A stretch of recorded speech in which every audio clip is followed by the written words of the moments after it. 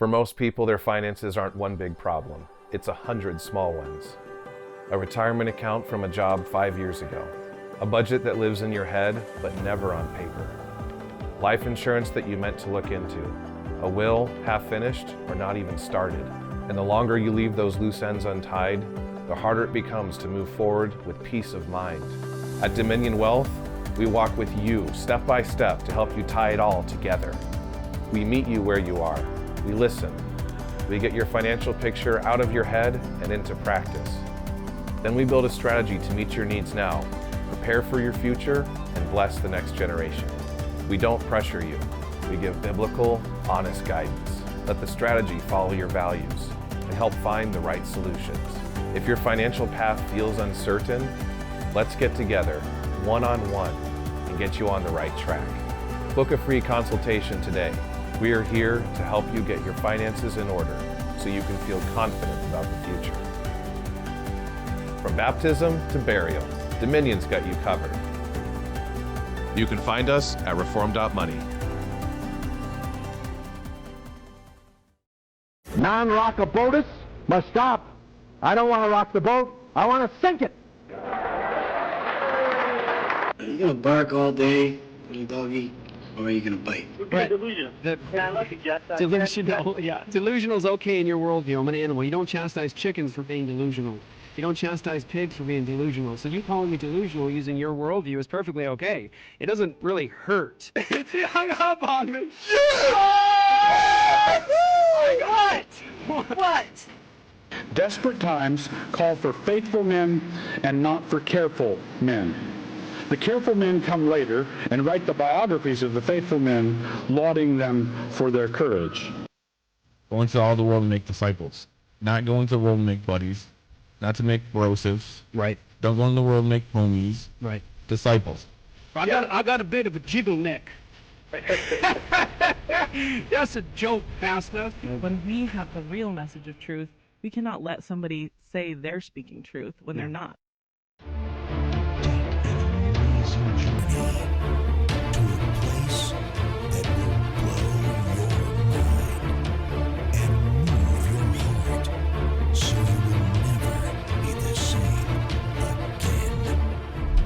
What's up, everybody? Welcome back to another episode of Apologia Radio. This is the gospel heard around the world. You get more at apologiastudios.com. Sign up for all access, do all the things, be a part of this ministry as we bring the gospel around the world. Very important show today. Something I've prayed about and thought about for a long period of time, and I was able to reach out to Isaac Anderson and have a conversation about coming in to talk. I'm going to go ahead and bring everyone into the situation. If you're not aware, most people are probably aware that watch this program. It was probably about, a year and a half ago, or has it been 2 years by now? That all this is sort of, you did the first interview, that first interview. So the first interview I did was in January of 2024. Yeah. So 2 years ago. And then it really blew up though in July of 2024. Okay. Because that's when Miriam ran away, and then John made a video. I forget if John made a video right before or right after Miriam ran away. It was like within a month though. Right. So like July of 24. So about exactly 2 years ago is when it really blew up. There you go. So I'd even been telling people about my dad even before my first interview. I told plenty of people at his church and other people about what he was doing. Of what was going on? Oh yeah, I've been saying this for years. Yeah. Okay. Well, see, that probably surprises a lot of people, like to know that this has been something. Well, like, I've said this too. I've told, because they were saying, "Oh, you just did this because you got paid." Like I've told them, go ask Chris Segar. I bumped into him randomly at a jiu-jitsu tournament in 2022, and him and I talked for like an hour and a half. He's like, "Oh, brother, I haven't seen you at church. What's going on?" And I literally tell him everything, and he didn't dispute any of it. He didn't think I was lying, and he's just like, "Yeah, well," and then he just told me a whole story about how his dad was a criminal and a drug addict who beat his mom, and his dad's dead. Basically his dad was worse than mine, which. That's unfortunate. I don't think my dad's the worst. And your dad, Stephen Anderson, well-known preacher, pastor, Faithful Word Baptist Church, and you and Miriam and Solomon and John, correct, all have come out publicly to 100% of his adult children. Exactly. There are no adults who have previously lived in his house who will stick up for him. He can't get a single adult. All he gets is people that are currently his victims who will stick up for him, which is worthless. If you'd asked me when I was 16, I would have told you he was perfect and never did anything wrong, because that's what you have to do because you live with him. Right. And right after I turned 18, suddenly if people ask me, I'm like, oh no, he beats his wife. He's actually not a great guy. Because now there's no like, I'm not gonna put myself in danger or just cause trouble for myself because I'm an adult now. So yeah, he can't get anybody to defend him who lives with him, or sorry, who lives with him and then moved out. And that's a key issue. That's probably going to come up a couple times in here. So there's 4 adult children of Steven Anderson, all witnessing and testifying together to dramatic examples of abuse, both to the children and to his wife. And so all your stories, witness and testimony, consistent. You can testify to the same events you guys are even talking about. Some events maybe one or the other didn't witness, but on the main points, you all are witnesses and testimony that is consistent about abuse of both the children and the wife, and you've said it's disqualifying. Now, here's my point. When this first came out, I want to do justice. I want to do justice for you, for the person that's making the allegation, but also justice for the accused. Scripture commands that. You have to hear both sides. You have to allow both people to testify. This has been a strange thing, Isaac, because you guys have come out before the public with this.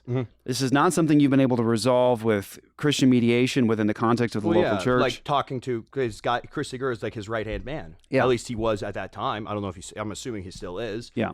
And it's like, you tell them, or my John had tried to talk to Pastor Jimenez at the time, who didn't even want to hear about it. So it's like we're talking to his friends, his employees, and it's like nobody's willing to listen about it or even care because I told him as church members too, one of the families, because they were staying with my wife's parents, my in-laws, and I told them about this, and they just said, well, we don't want to know about that if that's true. It wasn't about whether or not it's true. It was, well, we don't want to know if that's true. Yeah. We'd rather just not know about that. And it's like, dang.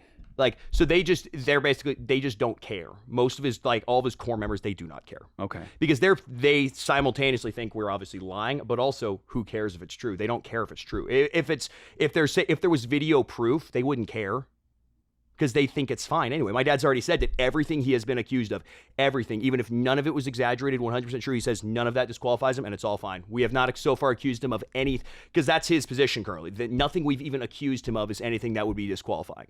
Okay. I'm sure there's a clip of it. I've seen it. He said it before. I've heard that. Like, hey, even what I'm being accused of, even if it was all true, nothing. I'm still totally qualified. And so your claim and Miriam's claim, John and Solomon, is that your dad has had a pattern of sin and violations of God's law and wisdom and biblical standards that is of the disqualifying nature. So you guys came out publicly with your claims. All of your testimony matches. You're consistent together in terms of on the same. I've been saying it too for like over 5 years. Right, at this point. But in terms of like where the biblical standard, and you know this, the biblical standard is that 2 and 3 witnesses is required before you can receive even an accusation. Well, forgetting the whole elder thing aside, it's the other thing. Like, even if you have a dispute with a church member, you're supposed to talk to him, and then if that doesn't work, then you go get your buddy, talk to him, and then if that doesn't work, then it goes to the church. That's the standard. Is that? But they never wanted to hear about that part. Right. There was no. We'll settle this dispute as a church then. That part never happened. The standard in Scripture is not just for elders you can't receive unless it's 2 to 3. That's God's that's his judicial standard that you are not under Mosaic law. God, and Jesus appeals to it. Paul appeals to it. It's a current in the New Testament. But so that you 4 come out, and that's more than 2 or 3 witnesses, the 4 of you come out and you all have a consistent testimony and witness, and you're all saying the same thing, testifying to the same points, and you're all saying it is of a disqualifying nature. You're all saying essentially that this is the way we can come out with this. This is the only way we can address this. There's no church court that can address this. You can't deal with it within his local church, essentially. Now, your dad has come out now since this, and he's had his own response. And so Scripture would say that, one person's story sounds true until another one comes to examine him. At this point now, with your father being who he is and his public ministry and you guys coming out with this, now people can hear both sides. They're hearing your testimony, they're hearing John's testimony, Solomon's and Miriam's, and they're hearing your dad's as well. I stayed away from this, mostly just praying for you all. My family's been praying for you guys. We've been listening. We've been listening to both sides and just honestly just praying, God, help this family bring peace to this situation. And now we're at a point where your dad just gave a recent message where he addressed you guys in a way I think that's definitely at a higher level than he was before. There was more response before, and of course saying bad things about you, but then in this now one... he's greenlighted his fans too. I don't know if you saw, I think it was Sean Conlon, some irrelevant bum, but he was talking about praying from the pulpit that like he hopes I die of a drug overdose. It's like, well, I don't do the drugs, you know. So it's like, I mean, maybe somebody like how I don't even know what he expects to happen. I guess maybe he hopes a homeless person sticks me with a needle or something. But like, yeah, he's like praying. He's like specifically Isaac, and I hope it's a drug overdose. Like, goodness, I guess, gracious, man, that's terrible. I guess my wife and baby are just gonna, And that's the key thing too. Let's address that. You are Isaac Anderson. I'm 23 years old. Oldest son. No, I'm the second oldest. Second Solomon's oldest. about a year and a half older than me. Second oldest to. But he's married as well, so. Yes, and so you are married. You've been married for 3 years. A little over 3 years. Yes. Over 3 years. You got a baby boy, super handsome dude. He'll be 2 this month. 2 years old, and you have a great career. You work a great. I'm a commercial plumber. I've been a commercial plumbing technician for over 7 years now. Yeah. I own a house. I don't like the way they talk about me. You think I'm like some kind of like complete degenerate or something. Like no, like I'm doing everything that otherwise would be a good thing. Like if not for the stuff I said about my dad, they would undoubtedly use me as an example of like, oh, see, it's like, look, and they did that with John and stuff too. They were always because my brother John's an EMT. My mom would always brag to the people, oh, my son's an EMT, and like, because it's a respectable job. Yeah, it is. And like, obviously, Solomon and I are both plumbers, so we're both established in a skilled, respectable trade, and both of us are homeowners. You know, we're both married. It was like, but now I have to be the worst person ever. But they won't really elaborate on exactly what I do. And you believe in Christ? Of course. No, I remain a devout Christian. I want everyone to hear this. Yeah, I remain a devout Christian, Baptist by denomination. Right. I haven't changed on like God's any word of that is stuff. God's word is the authority. Of course. Christ is King. Christ is Lord. Of course. Of course. I have Christ is King in my bio on Instagram. Yeah, I saw that. Yes. Yeah. And I get a lot of whenever I'm leaving like hate comments somewhere, they're like, "You're leaving hate comments with Christ is King." You're like, "Yeah, dude." Like, yeah. People get so mad about that of all things. Yeah. I don't know why. Today they do it for sure because they don't like his authority. So you trust in Christ. Salvation is only through Jesus. It's apart from any works. Yeah, only through faith in Christ. Faith alone. I believe in once saved, always saved. Faith alone. Okay. No, like works. I mean, it's good to do works, but you don't have to. Your works aren't going to save you. You should get baptized. Do you have to? No. Right. No. So you should. Trusting in Christ is the only way to salvation. Faith in Christ alone. Of course. So you're not somebody that's fallen into apostasy. You're denying Christ, the lordship of Christ. No, I also don't drink or smoke. Like I'm staying out of trouble too. Like I'm not doing it. Still have a clean criminal record because I recently defeated the Arizona State Troopers. They allegedly a state trooper saw me on June 14th. I was seen using not one but 2 cell phones at the same time on the freeway. Oh no. I took it to, they were going to charge me like fine me $400. I went to court though, and I made the guy kind of like look dumb. So I was able to cast enough doubt. I never I'm not going to say, I was found not guilty, so I definitely didn't do it, of course. But I managed to cast enough doubt to where it was more likely than not, and I got off the hook, and the officer was very angry because at the time, normally I'm super cool with the cops. I've been pulled over like a dozen times, and usually I'm just super cool with them, and I don't like do the, why are you pulling me over? I know my rights. Like, no, I'm just chill, admit to what I did, and they let me go. But this guy was like so rude the moment he came up to the window. He was like, license and registration right now. He was such a jerk. I was like, oh, this guy's a good jerk. So I obviously just denied it. No, I don't know what you're talking about. You must have seen something. Now, you're wrong. 2 phones. Give me a break, dude. Come on. And then I took it to court and I was able to make it. Cause I think the fact that the 2 phones made it seem ridiculous because who's got 2, which I do have 2 cell phones, but the judge doesn't know that.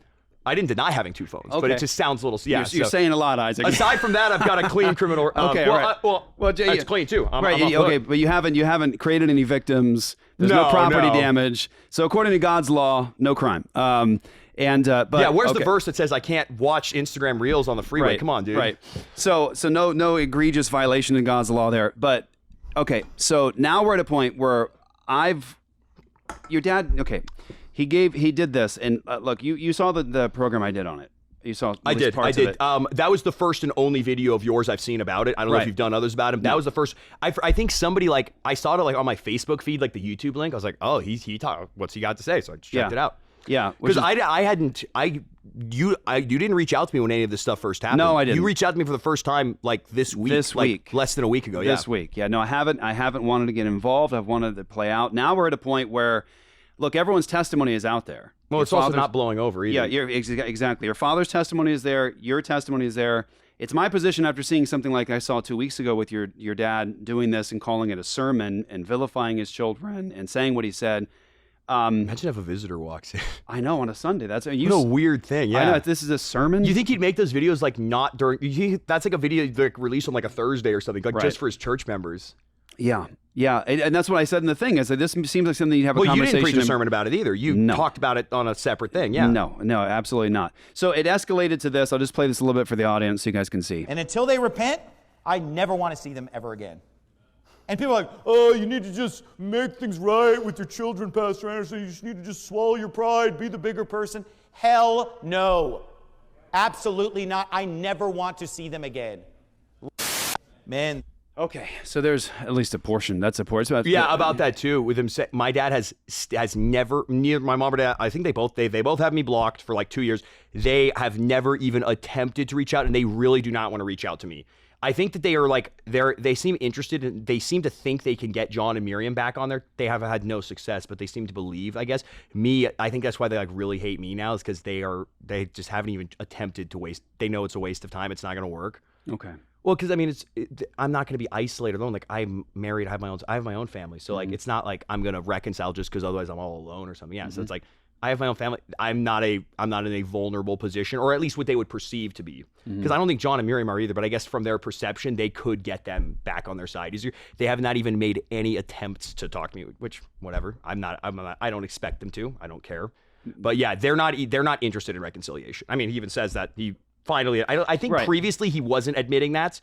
I was saying it because people were saying, oh, your parents want to reconcile. I was saying, no, they don't. Now he's finally admitted, like, yeah, he never wants to see us again, and he's he's telling the truth there. So there's probably a lot of people, Isaac, that are watching this right now, and they're like, this is shocking. Isaac Anderson, Stephen Anderson's son. You got the other kids, the older kids all involved. And they're all making these pretty serious charges about actual dramatic levels of abuse, disqualifying in nature. There are people who probably have no idea what you're talking about. They haven't caught up with it. They haven't been listening to the testimony that's been going on over 2 years now. Yeah, some of your viewers might not be as plugged in on. They don't know. Like, I haven't been on some of this. I haven't been talking Baptist about it. stuff. I haven't been Niche talking Baptist about it. drama. I mean, we talked about it that last episode where I sort of brought people into this. You know, like you said, I just recently contacted you to say, hey, would you be willing to talk about it, to give your testimony? I want people to be able to hear both sides, you all's testimony, and then, of course, your father and your mother's testimony, because they are saying it. People should be listening to both sides. People should not just be believing something, because it's compelling. Look, the 4 oldest children of the Andersons are all saying abuse, children, spousal abuse, disqualifying in nature. Well, don't forget, part of this coordinated satanic attack against him also involves his brother, his sister, and Pastor Berzins, who he'd known since for almost 20 years prior to this. Pastor Jimenez, who he'd known since they were 16 and 18 or something. So supposedly just everybody in his entire life has betrayed him, and it's not his fault. Well, that's the point I made, Isaac, on the show. I said exactly that point. I said, this compelling to me that it's his 4 oldest children. All their testimonies are consistent. You've got the people closest to him in ministry and family all saying disqualified. People who know him best are making the claims. This is not random internet None of the people people defending him live with him. Right, exactly. It's not random internet people on X making the charges. It's the people closest to him. The random bums on X or Twitter, though, they're the ones they'll tell me all about exactly how my dad actually is. I asked Mike, have you ever even met him? Yeah. They've never met me or him, and they're going to tell me everything about me and everything about him. Yeah. And it's like, dude, you don't even. It'd be one thing like if it's somebody who knows him, but the problem is he doesn't have anybody who all the people that know him. It's like, oh wow, you got your church employee to say that you don't lose your temper. Yeah. Amazing. You got your own employee is defending you. That's great. Yeah. Now, and you can get your children, none of them that live with you will defend you. No one that lives with him, no one that has ever lived with him and then moved out is defending him. Yeah. So I want to do this in a way that's most helpful to you and your family. And what I mean is you and the 3 other witnesses that are saying what you're saying in terms of you guys are saying we were victims of this. And I also want people to be able to hear your dad's testimony. He's published tons of stuff on it. He's done videos on it. People can hear his side. I have no intention of allowing this to become just like a gossip fest, a slander fest, something like that. I want to hear the actual testimony. Well, and I want to respond to stuff he says too. Like he says, and I'll explain why that's not true. Exactly. Yeah. So or maybe some of the stuff he's saying is true. Just summarize the major claims against your father. Give me just you don't have to go through the whole everything, but just give me the points that you're saying. Look, the major stuff that was this thing happened, and all of us testify to this, and this is disqualifying. What are some of the egregious examples of abuse? Well, basically, just he has a horrendous marriage. They're at each other's throats constantly. They're always fighting. That's how it was my entire life, growing as long as I can remember. According to my mom, it started 2 weeks after they got married. He started physically abusing her. That's what she says. All the way back then, as far back as I can remember, that's how it was. and that's how it was up until I moved out like 5 years ago. So like, to my knowledge, none of that's changed. They have a horrible marriage. They're always fighting. And then when they fight, well, my dad just gets physical. So he would throw plates or glasses, not like at her, but like right past her into the wall for like dramatic effects. There's like glass thing, or he'd grab her, slam her into a wall. He'd slap her sometimes. He'd beat her with the belt or the extension cord. You saw this? Yes, numerous times. So usually the fight would start, and then right when things would start to get violent, we would get sent outside, and then you'd hear crashing, banging, and screaming. But we would also see them hitting her. Like, we'd see them start slamming around and hitting her, and then I'm like, kids, go outside. And then we go outside. We can still hear it happening, though. Yeah. Because I think my dad tries to claim like, oh, it was just like a sex thing. You guys misunderstood. Like, no. I did see that. It was a very strange excuse. He's trying to do it because then when people ask him about it, he goes, "What, you want to know about my sex life, weirdo?" And then I saw because then nobody wants to ask him. I'm not going to tell you what goes on in my bedroom, as though there was some sort of like. That's his implication. Yeah. Yeah. That was a new one he came up with. He didn't previously say that when I was calling him a wife beater for years before that. But you're saying that these sorts of things would happen at least with a certain amount of frequency, where you're like, yeah, I was in the living room once. We're told to leave. Well, and you could see the entire fight starting too. Yeah. Like, it was always over some extremely petty matter as well. Like just the most minor petty thing. And then like because my mom is, to be fair, obviously it's not justified to beat your wife, but like my mom was also not like being a very good wife either. So she'd be like arguing, being quite disrespectful to him. And then, they're both getting angry and prideful. And then it just keeps escalating up that. And then it gets to a point of, well, then he just starts physically assaulting her. Right. It's both of them could probably de-escalate it, but neither one of them does. It just gets terrible. I don't think that you're suggesting that a pastor and his wife can't be in an argument, a spat, something like that. No, of course not. Like, Everybody's gonna have a fight every now and You're then. not saying that that's disqualifying. You're saying that when it gets to the level of actual physical assault and abuse, and it was at least a regular enough occurrence. Well, that's the thing. Even if it wasn't crossing the line into, domestic abuse or violence, it still would probably be disqualifying with how much and how often they were, like how much and how bad they were fighting, even if there wasn't physical violence, because like his house was not in order. If he's constantly fighting with her. Because that's the other thing, too, because my dad will say, like, okay, well, it's actually, where's the Bible say you can't? Because their new thing is, well, where does it even say? The Bible's actually pretty quiet. It's not good or bad to hit your wife. Maybe you do, maybe you don't. No big deal. Has this really been an answer coming from his side? Like I believe it was Jonathan Shelley was saying that, hey, man, I don't do spousal discipline, but I also don't eat Indian food. You know what I mean? So he put him on the same category, which just a choice. Then again, though, I guess for me, it is I would never beat my wife. I also don't ever want to eat Indian food. So it is in that way, I guess it's a fair comparison. Like I would never, I don't want any part of either of those things. Good. But he made it like Shelley literally compared it to being just like a food preference. And hey, you don't have to. Okay, so initially the thing was I think I expected it, but it was still kind of stunning to me. Is that when you and Miriam and John and Solomon were coming out with your testimonies and videos were being dropped, and then there were more and more details were coming. You saw the people surrounding your dad, like fellow pastors and other guys, sort of just immediately standing up for him. And not. That's because I'm assuming my dad told them to, because I know that he was screaming and cussing out Pastor Jimenez because Pastor Jimenez wouldn't make a video, like another one defending him. So I'm assuming if he freaked everything out, I'm assuming the other pastors either already made a video or they got a call and were told to make a video. When these men were doing these videos, maybe you don't have an answer for this, but when people were doing these videos and just supporting your dad and just dismissing you, were they reaching out to you to listen to your testimony? The only Pastor Shelley did reach out to me. Him and I talked, but it wasn't even about like trying to hear my testimony. I forget why exactly talking. Him and I just talked, and like it was like because John had recorded this call with Shelley. Yeah. My call with Shelley was very similar. Him just saying, yeah, I talked to your dad, and yeah, he did all that, but so what? It was basically just yeah, it's true, but so what? And Shelley was just telling me, well, I got lots of guys in my, I've talked to other churches who hit their wives as well. I go, you tell them to stop? And he said, and he did not tell me. So you're referencing the spousal abuse stuff. Like, what do they refer to as spousal discipline? They call it like spousal discipline, I think, which is like, it's not, I've never heard that. I saw you before. Respond to that. You said, no, it's actually called felonious domestic. I forget the exact, it's domestic abuse. You can't hit somebody for it doesn't fly. The other thing too is my dad knows it's wrong. That's why he doesn't talk about doing it. Like the Bible, he never talked about, the Bible's quiet on this. It's a matter of, it was never a matter of preference until he was accused of it. And now suddenly it's a matter of preference. This episode's brought to you by IonLayer at ionlayer.com. Go and check out the health benefits, the wellness benefits, and longevity benefits of NAD treatments. NAD is nicknamed the fountain of youth for a reason. You have an abundance of this in your system when you're young. As you get older, it drops off, and now we've found a way to get NAD into our systems. They do it through IV treatments, but they're very expensive, and it's also extremely painful and difficult. However, IonLayer found a way to get a high dose of NAD into your system through a medical patch you wear on your arm. You wear it for about 14 hours. You get a high dose of NAD treatment into your system and no pain at all. And it is a fraction of the cost of what you would pay for an IV treatment. In the coupon code, type in Apologia in all caps. They're going to hook you up with a great discount for an already amazingly cost-effective product.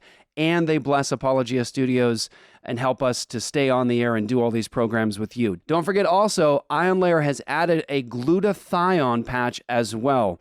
Glutathione, the master antioxidant. Go check out the health benefits of glutathione. I'm doing this stuff anyways. It's blessed my life in tremendous ways. And so if you want to focus on your health, wellness, and longevity, nothing better in my mind than ionlayer.com for your NAD and glutathione treatments. IonLayer.com. Don't forget to put Apologia in all caps in the coupon code.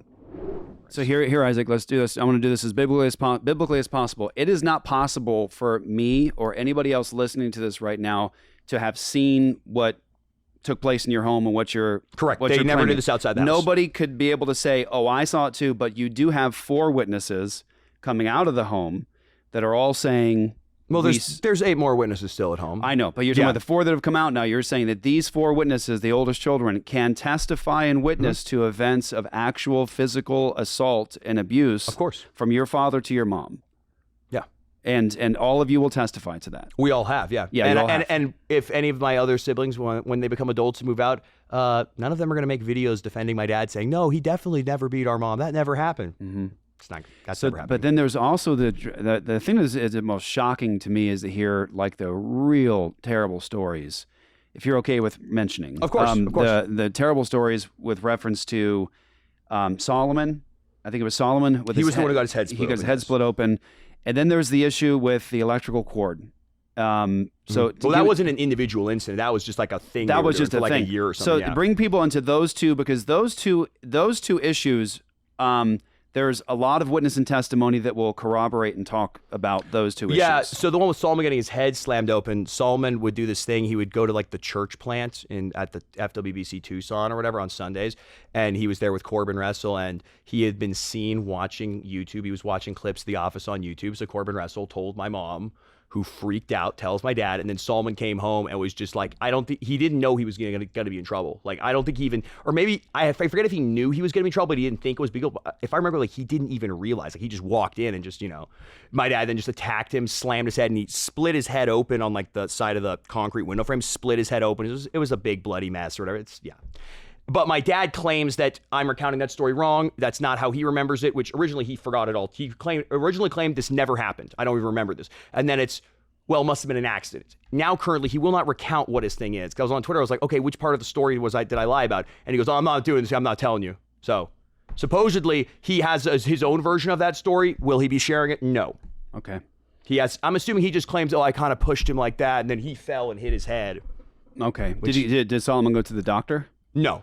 Which, to be fair, I mean, he was bleeding everywhere, but a doctor would have probably stitched it, but he didn't suffer any brain damage. He ended up being fine. Right. But it was, I will say, my parents at the time did not express any concern. Obviously, there's blood or split. They didn't seem particularly concerned about that. They were busy telling about how, because this was when Solomon was, I remember this because they were telling in 5 months, you're getting kicked out. They were going to kick him out the day he turned 18, and they said we're going to make the next 5 months, it's just horrible for you as possible. They sent him out to do yard work in the heat and stuff.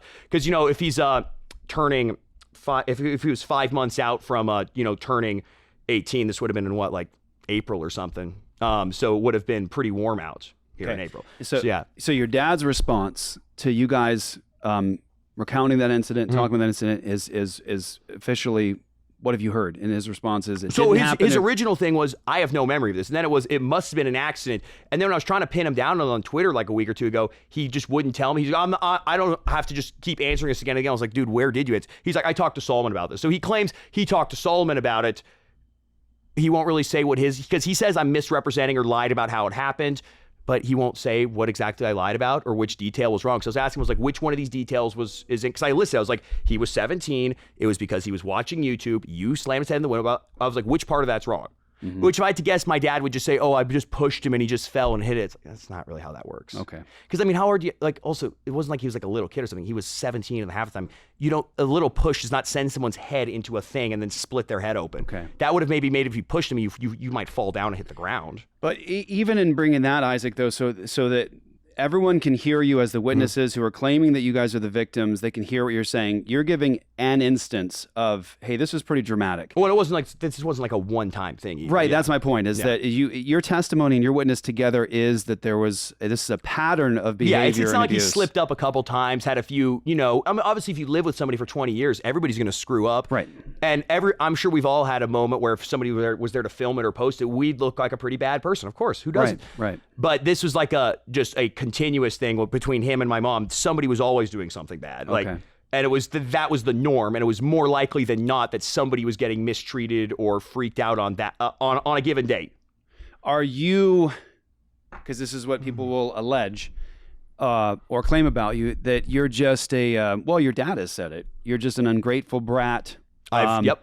You're just an ungrateful brat. I'm a brat. complete wimp who can't handle getting spanked. You've got these first world problems. You just didn't like getting spanked. Are you opposed to spanking? No. No. I'm completely fine. I don't think there's anything wrong with spanking. I actually think it's necessary. I don't know, I see people that don't spank their kids. Their kids are usually being brats in public. Right. So we're in agreement that the of course, Bible, I don't think there's anything wrong with spanking. The Bible gives you the ability and the standard to be able to spank your children. It even commands it. It commands it. Yeah. So I think spanking's totally fine. I'm going to spank my son, yeah. So you're not opposed to spanking. Not even a little bit. You're not opposed to parents confronting their children, disciplining their children. Of course. But your claim and your brothers and sister claim... This went way too far. It is consistent pattern of really over the top, dramatic. And not only did abuse. it go too far, my parents knew it went too far because they funny. Oh, this is just how they spanked their kids normally. Really? Why didn't they ever do it in front of other people? They never did it in front of other people, and they never talked about doing it either. And the stuff they would claim to spank your kids with, that's not what they were doing. So they knew. It's not like my parents were just oblivious and just thought this is how spanking works, because they know to not act like that around other people. Never. Extended families visiting, they didn't do that. Was your father or mother beating you with the electrical cord in 2013? Which I'm trying to think. Yes. 2013 would have been the time, yes. Okay. Because I would have been about, I want to say they got up the cord when I was about 10 and I was born in 2003. So yeah, that would have been about the time. Okay. Why 2013 specifically? I just listened to a sermon from him today from 2013. I'm assuming he doesn't mention that part. Where he was talking about the primary tool that he uses is his belt or the spoon, cooking spoon. Mm-hmm. But he never suggested an electrical cord. So I was just wondering. That's strange. That was his Yeah, because he said there are other tools, but he said that he uses the spoon and the belt. But talk to us about the electrical cord. I will say for the majority of our childhood, some type of wooden paddle or spoon or the belt would be the main implements. But the electrical cord, it was just like a heavy cord, and they had it full. It was just it leaves really bad round welts. It's just very painful. Doing it on the back and stuff. You get on your head or your neck. It's very, very painful. Significantly more painful than a normal spanking. Also, too, the offenses, it was we for really, really petty things. They did it to John because he was doing his homeschool handwriting, and he was just, he was being lazy. He did a sloppy job or something in his handwriting course, just sloppily, because he's trying to go play outside or something. Right, yeah. And it's okay, well, maybe you just, get them in trouble or make them do it again. You don't have to beat them with a cord for that. It's not even he'd done it 20 times, he wouldn't stop, which still, yeah. Yeah, the benefit of homeschooling is I can finish this work quickly and get outside right away. The other thing, too, that I think that I keep hearing them say is because I was fair and said, hey, some of the spankings, I absolutely deserved quite a few spankings. No doubt. They just go, I saw multiple people saying this, that I said I deserved every spanking I ever got from my parents except the time my dad stomped on my head and said he was going to kill me after the group chat thing. And that was the one time I said that he went too far. And look what he was saying. It was so bad. It's no, I didn't say that. No, probably less than half the times I got in trouble, I actually deserved it, because there would be kids, a certain kid might get spanked on 10 or 20 separate incidents in the same day. Basically anything at all, instant spanking. Now, how bad the spanking is might range from mostly just I don't know if they're in a bad mood that day or not. Kind of just depends. It wasn't like based exactly on the crime. Like the same crime would get you this like wildly different punishments depending on the day. So it was very inconsistent. It would be like, hey, why'd you make this mess? Oh, I didn't make that mess. And then you're in trouble for arguing. And it's like, it's not even arguing. It's like, no, like you just like, why'd you do this? And you go, I didn't. Yeah. And then you're in trouble for that. You mentioned having your head stomped in. What's that? Yeah, so after the group chat thing, my dad, I was sitting like with my back to the front door at a bar stool, and he came and he rips my chair backwards. So like hit the ground, like I broke the wooden chair like broke under me. And then he started stomping on my head and kicking me, saying he was going to kill me. And then he was trying to get me to fight him because I'm assuming he wanted me to try to like hurt him. So that way if he put me in the hospital or worse, he'd go, oh, he attacked me. My son attacked me. So wicked or whatever, which at the time I didn't want to because I was, my girlfriend, who's now my wife, was at the church, and that's where I saw her. So I was like, well, if I do something like that, I'm going to get separated from them, and then I'm not going to be able to see my girlfriend. That was my reasoning. Right. Because, and I didn't feel like I was in danger. My dad's not a physically, like, my dad can't fight. He's not that strong. Like, yeah, he stomped and kicked me. It's like, I was fine. Like, I didn't think he was actually going to kill me because I didn't think he could. And if he had actually like injured me during that, then I would have done something. I just didn't because I was fine. But the point is that's irrelevant if he could have. Yeah, no, he was, and by the way, he was not like, yeah, he was kicking us on, like he was going for it. Yeah, he was going for it. It's just my dad, fortunately, it would be pretty bad if he was also strong and he had such an anger problem. Anybody else witness the head stomping? So at the time, I thought nobody had seen it because it was just me, him, and my mom in the room, right? But I found out later that my sister Rebecca was like watching from the office or whatever. Like there's like a side office, like a folding door. So she was watching through there and she saw it happen. Okay. And I remember this because my parents were trying to claim I lied about this, and then they found out that Rebecca was saying the same thing as me, and they tried to claim, oh, Rebecca was like just a little kid. She doesn't remember what she saw. It's like, okay, but funny. First of all, Rebecca would have been like 11 at the time, like almost 12, like not even like a little kid, but. Even then, too, funny, she happens to remember the exact same way I did, and I hadn't talked about it for years because I didn't realize she had seen it at the time. Yeah. But and at the time too, my dad had been bragging about like, oh, he beat us half to death or beat the life out of us or whatever. And like, cause I remember the CPS had showed up at my parents' house with like a printed out screenshot because I think it was like Corbin Russell was like distributing a screenshot of my dad saying he like beat the hell out of us or something. So. They showed up with this screenshot like, what's this? Because like the CPS, I believe, was trying to find me in 2020. They were trying to find out where I worked so they could like catch me at work and like ask me about it. But my parents know their rights. They just told them to get off their porch. And the CPS had been out to my parents' house on over 50 occasions. Wow. They have still never interviewed any of their children. I've never seen them make it past the front door. Like the closest they were gotten is like they're in the house, like sitting on the couch directly next to the front door. Never talked to any of the kids. And yeah, so like they keep talking, oh, we've been cleared by CPS. You're not cleared by CPS just because they couldn't get enough evidence to get a warrant or something.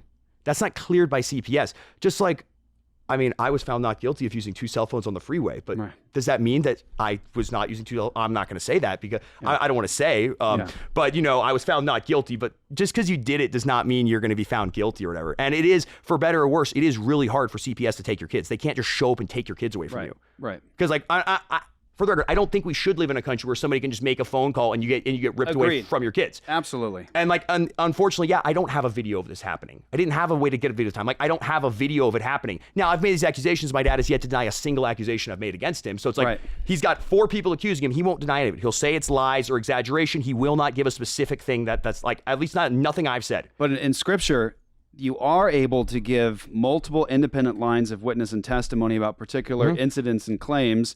And then that allows us to allow the accused, in this case, your dad, to give his response and to do his response is stop asking. Exactly. He's told church members, if you're even watching these videos or whatever, like there was a church member who'd gone up to my mom, this is when this first happened, and she's like, is it true? And my mom flipped out and was like, what kind of, are you that stupid? You get entertained? Doesn't deny it, of course, just, you know, attacks the person for even asking it. So my dad, like, he's basically guilty by default on this. I mean, what happens if somebody sues you in court for something and you just don't even show up and defend yourself? You get default judgment. Default they go, judgment, yeah, cool. Like, yeah, there's 4 people accusing you and you won't deny any of it. And you just said, I'm not going to talk about this. But by the way, even if this was all completely true, it's actually totally fine. I'm going to preach multiple sermons explaining why everything I'm being accused of is completely biblical and fine. It's like, kind of sounds like you're not, like, it kind of sounds like you did it then. Yeah. Like, you think these are pretty serious accusations. You think you'd say, no, I don't do that. Not, well, so what if I did? And what do you want to know about? And And it wouldn't be bad if I did it, actually. Yeah, I did hear, and that's available for people to go to. I encourage people to do so.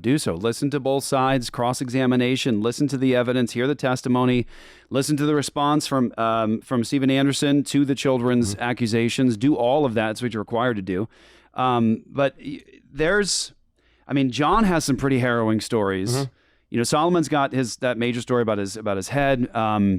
Miriam's situation was so sad. I mean, my whole family was locked into that. The Miriam one was nuts too, because the whole thing was, he was just trying to get his daughter back. It's like, no, I believe it was 10 weeks. So Miriam had refused to come home, and she texted me, said, I'm not coming back, blah, blah, blah. My dad didn't even respond to that message. And 10 weeks passed, and he at no point even said anything about Miriam needs to go. Nothing, not a word. And at the time, I'd asked him, are you going to try to get her back? Because I'd mentioned it. And he goes, of course not. I was like, oh, okay. He goes, yeah. He goes, she's going to be 18 in like 6 months, or it was like 8 months, I think, at this time. She's going to be 8 months. He goes, I don't want to bring her home so she can have a bad attitude and teach my other kids to have bad attitudes. If she likes Clint so much, why does Clint can keep her then, basically, was his thing. Like, what's the point of bringing her back if she's already 17? What's the point? And at the time, he was like that. But then what happened was, when this other stuff comes out with the John interview after the Miriam thing, then Jonathan Shelley's like, okay, well, you're adult kids, whatever. Where's Miriam? Because Jonathan Shelley's like, tells my dad basically like, hey, your kids John and Isaac told me that Miriam ran away months ago. What the hell is going on with that? So then my dad suddenly has to get Miriam back. And that's when he then, for the first time, so it's not like, oh, he doxed his brother because he was just scared and wanted his daughter back. What father wouldn't do anything they could to get their daughter back? It's like, yeah, but he sat on his butt for 10 weeks and didn't even attempt to get her back and told me, I don't care. I don't want her back. I'm not even going to try to get her back. 10 weeks of this, 2.5 months. And then now he suddenly needs her back as soon as people are public. Because Miriam told him, like, listen, I'm not going to make a big public deal about this, all right? Just, I'm not coming back. I'm not going to say anything about this publicly. Just tell people I'm on vacation. Because Miriam was originally supposed to be staying there all summer anyway. They were trying to bring her home early to get her in huge trouble because they mistakenly believed she had reported them to the CPS. She hadn't, but they mistakenly believed she had. They were going to take her home and probably beat the crap out of her. So Miriam was just like, nobody noticed that she was gone because she was supposed to be gone all summer anyway. So it was super quiet for almost 3 months. Nobody knew about it. And then after Shelley was like, well, your house owner, dude, where's your daughter? Where's your minor daughter? What do you mean she's been gone for months? And then my dad tried to get her back. He failed, made a fool of himself. But of course now Miriam's an adult, so he's not responsible for her. It's like, yeah, but when you were responsible for her, you were not really managing your house very well. Yeah. And so that's the major issue here is that... That's the thing, too. I've told people this as well. Like, okay, fine. It's not a sin to beat your wife. For sake of argument, which obviously it is. But let's just say it's not.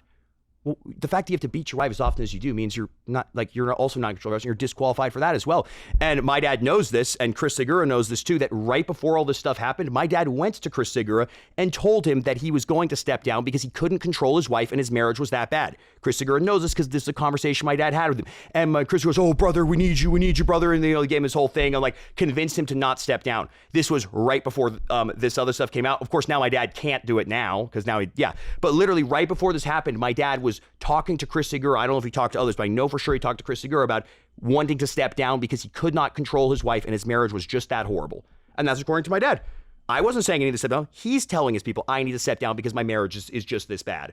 Now, of course, though, his marriage is actually perfect. His marriage is perfect. They have the greatest marriage ever, actually better than it's ever been, supposedly. So he says. You guys made the claim that they sleep in separate bedrooms. Well, that's not even a claim. My dad's Has he confirmed that? He's talked about it from the pulpit for years. Probably at least 10 or 15 years he's been sleeping, and they've been sleeping in separate bedrooms. At least 10 years they've been sleeping in separate bedrooms. Probably like 15. Like, I remember when it happened when I was a kid, when it switched, but it was a long time ago. Probably like 15 years ago, yeah. They've at least 10, probably 15, and they sleep in separate bedrooms, and they just have. Which, I'm not going to automatically say somebody has a bad marriage if they sleep in separate bedrooms, but my wife and I don't sleep in separate bedrooms. And if all your kids are saying your marriage sucks and you don't sleep in separate and you sleep in separate bedrooms, it's kind of... That's the point, is the weight of the evidence starts to pile up in terms of confirmation, because it is possible to have spouses that need to sleep in separate bedrooms because one's like... Maybe a sleep schedule an thing, obnoxious snorer or somebody a weird sleep schedule. Like, for example, fortunately, my son is great at sleeping, but I could imagine if he was up crying all night and I've got work first thing the next morning, I need to sleep, right? Exactly. So my wife can stay up with him and then she can crash during the day or something, but as I have to be at work, I can't be sleep deprived. You guys are claiming that the evidence is compounding. They sleep in separate bedrooms. You're making the claim because their marriage was in so much conflict. and you even get to the point of spousal abuse and spousal discipline and everything else. And so you're saying that that's what's disqualifying. And you're saying your father admitted to that as well. True, Chris, yeah. And he also, too, my mom, about a year before, in like 2023, she was trying to get her kids, the other adult kids, John, Solomon, to help her. She was going to try to leave my dad, but she needed her kids to testify and say all the abuse was all him and she was totally innocent. And she couldn't get any of her kids that was willing to just commit perjury and say it was all him and none of it was her. So then she gave up on that idea. Well, let's do that again, Isaac. That's I think important and probably helpful. So she talked to my siblings, like John, Solomon, and she didn't talk to me about it directly because I think she was worried that I would have, because at this point when this happened, I was not talking to my dad at all. I was not on speaking terms with him, whereas John and Solomon still were. So she was trying to get their help. She was trying to get their help, and they were like, "No, dude, we're not helping you commit perjury. Like, no, you did this too. Like, no." So they'll confirm this story. John and Solomon would absolutely confirm this. Yeah. Okay. Yeah.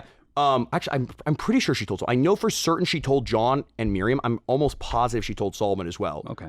If Solomon says here, obviously, I wasn't there when this conversation happened. But you do have multiple witnesses that are attesting to this conversation. Correct. And then last I'd heard, basically, well, I mean, Rebecca would know about this too. Of course, we can't ask her. She's a minor. She lives at home. She's under their control. She would deny it if asked, but Rebecca does know this. So I don't know. Yeah. Okay. But what is it? Her last I'd heard was she was literally she told her kids, including me, all of the days, that she's just praying my dad dies so that she gets a life insurance payout. Because she can't do anything legally right now. Because they try to claim that, I think my mom at the meeting when this first happened was saying, "Oh no, I'm totally safe." My mom tried to claim she had like $100,000 of her own money and that she could just move to Germany if she wanted to leave. So my mom can't move to Germany. My mom is not a German citizen anymore. Her 4 oldest children are German citizens. She is not. When she became an American citizen, she had to renounce her German citizenship to become an American citizen. Apparently that's part of the process. Now, her first 4 kids who were born before she was an American citizen, because I wasn't born in Germany, I was born in California, but because she is a German citizen, I'm now a German citizen. My son is a German citizen. Like, he's got all his papers and stuff. He's a German citizen because I'm a German citizen. But now my mom is not a German citizen because like they were trying to claim, oh, she has all this money. She could just leave, go to Germany. No, she can't. She's not allowed to live in Germany. I'm sure she could maybe try to apply, but she's not a like a Muslim rapist or anything, so the Germans aren't going to take her, you know. The German immigration policy, she's not a terrorist or anything. We were there 2 years ago. She's not wanted in Saudi Arabia for terrorism. Usually, it seems like the only immigrants to get into Germany, it's like somebody who's like wanted in Iraq for committing a terrorist attack, and then Germany goes, well, they'll kill them, so we got to let this guy in. So I'm sure she maybe could, but she's not a citizen, so that'd be pretty hard. She also does not have any money. She's lying about that. Like, I mean, my parents don't have much money in general, to be honest. I mean, their bills are paid, but like they're not like sitting on a bunch of money. So the idea that my mom has all this money and could just leave the country, she can't. She's only an American citizen. She has no money herself, and last I heard, none of the stuff's in her name either. So yeah, she doesn't have like a job history. She hasn't had a like a traditional job or something for like 25 years. Okay. Plus, so like. No, she can't leave him. The only way she could leave him is if she got all of her kids to basically get my dad, throw the book at him. And yeah, but she can't get any of her kids. They're going to say she never did anything and it was all him. And that's another thing too is a party story. You don't have to go along into this if you don't want to. You do what you want. But you're claiming that the abuse wasn't just from your both father, abuse, from both. The reason I talk more about it with my dad than my mom is that my mother, while still physically abusive and very physically abusive, well past what's reasonable or legal, she was much worse about mental abuse, and that type of stuff doesn't affect me as much. Like if she tells me I'm a horrible, I don't care. I'm just like, oh, whatever. I don't care. Yeah. So whereas some of the other siblings, they talk more about my mom because that's worse. Some people, different. Some people, the physical stuff might not bother them as much, whereas mentally, yeah.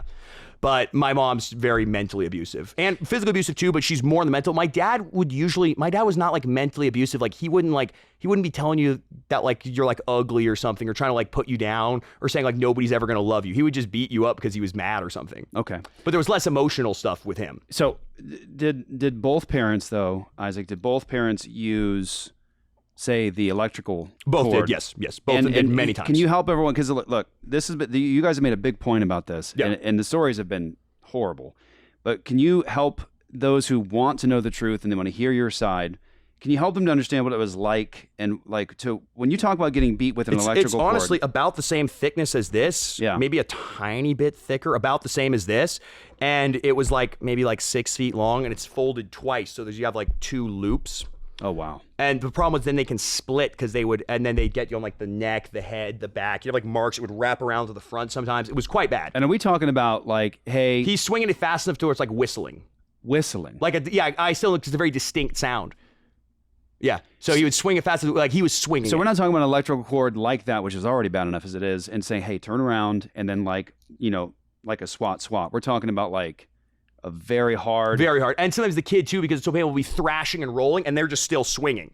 So like that's what kids be getting hit and like. How many times would say, at the extreme end of punishment, would you be struck with the electrical cord? Probably maximum, possibly as high as like 20 or 30 times. But there were some times where it's a lot. I mean, it's hard to tell when you're in the moment, obviously. In a single instance of discipline, because sometimes too they will be trying to basically just torture a confession out of a kid. They'd say it's not torture. I mean, I guess sure. I guess they're using like the CIA definition of torture. Like, well, you're not permanently crippled, but which I'm sure you've seen the CIA definition. Sure. Of torture. And they go, waterboarding's not torture because, well, you're not, you're still alive and you're not permanently injured. Right. Yeah. No. So exactly. they basically have like a CIA. I'm pretty sure the CIA wouldn't. You weren't maimed here. Well, the CIA though, they were doing like open hand slap and stuff. So like, I think they're literally like, I'm sure the CIA actually does much worse things. Sure. But like on paper, the secret CIA torture program was like less extreme when it comes to like hitting people than they were. Okay. Because like the CIA could only do like open hand slap or like push you against the wall or something. And was it one child in particular that would get this, or was it sort of understood in the home, this is a universal sort of punishment for everybody? You're going to get the electrical cord. Everybody could get it, which when they busted it out, I was like 10 at the time, and the youngest kid they ever did it on was Rebecca. Rebecca's a lot younger than me. Rebecca's over 5 years younger than me. So Rebecca would have been getting hit with the cord, and she's like 6 years old or something. That's ridiculous. And what kind of because your dad made it clear in one of the messages I listened to him give. When we talk about discipline, it should not injure the person. Oh yeah, no, he's talked. Yeah, if you hear his own sermons where he talked, besides his more recent ones where now he has to move the goalposts, previous sermons when he talks about spanking, the stuff he said was at least unless there's something I'm forgetting, it was mostly just pretty reasonable stuff. Like, hey, you shouldn't be injuring your kids. Just give them a spank, get them a punishment. But he just doesn't follow any of that himself. Which I was saying they know what they did was too far and wrong because this isn't what they told people to do. Yeah. They didn't tell people to do this. They didn't tell people about how they did this. They never did this in front of other people. What kind of damage, Isaac, would it leave?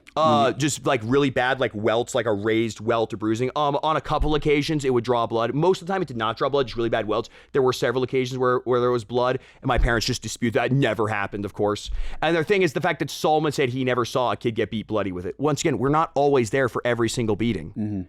Like, it did happen. It's just Solomon didn't see it happen. He didn't say it didn't happen. He just said, I never saw it happen. Yeah. Also, too, it's like, is that, because that's the thing, too. My dad will, like, simultaneously try to deny it, but I think he was also trying to argue that the cord he used was slightly thinner than I said it was. It's like, wait, what cord? I thought it was originally that I have no proof that you did this. Now it's, which he never denied it, of course. It's just, well, where's the proof? And then it's, actually, it was actually slightly thinner than you said, which wouldn't honestly probably make it worse, to be honest. A little bit, yeah. Make a sting worse, obviously, if it was like an iPhone cord, then there's no weight on it. Right. But because that's why the cord hurts so bad, it's because it's very thin, so there's no drag on it. But it also, because as a metal cord, it's quite heavy as well. Yeah. I think my dad got the idea. I don't know this, but because my dad had all these, it was around that time he had all these books on like Soviet stuff. And I remember reading in a book, what was the book called? I think it was in the bridge at Andau. They were talking about like the AVO and stuff, what they were doing. And they were beating people with like steel hoses with like rubber jackets on them. And I wonder if that's where he got the idea. I don't know if he got the idea from there, but it's a very similar idea. Yeah. Of like, you want something that's flexible, but also really, really heavy. Because obviously like if you spank a kid with a 2x4, that wouldn't sting. There's no pain. It would just like, it's just like a thump. Like you like sort of just cracking them over the head with it. Like, you spank somebody on the butt with it was just like a thump. Whereas this thing we do a lot. It's very painful. Yes. I think my brother John, he's broken like both of his arms there. He has like a plate in his arm, and I'm pretty sure he said the cord was more painful than that. Like, and he had like I did hear him say that. Yeah. Yeah, he has like a plate inside of his arm. Like, I've never broken any bones beyond fingers or toes, which doesn't hurt that bad. But like, it's pretty painful. It's probably one of the most painful things I've ever personally experienced. And you're saying it became a regular. It wasn't always the case, but it became a regular occurrence in the house to get beat. And then they stopped doing it shortly after my dad started beating my mom with it. Then perhaps my mom realized that it was horrible, which do you think she would have seen the damage and pain to her children and realized, but only when she personally experienced it. Because as bad as it sounds, I can assure you it is so much worse than it sounds. It's so much worse. And, that's what my mom realized. Your claim is that your father also used the electrical cord on your mom. Of course. And we'd seen the marks on her as well. Like on the back of her leg or something. You'd see, it's a very distinct like looped mark.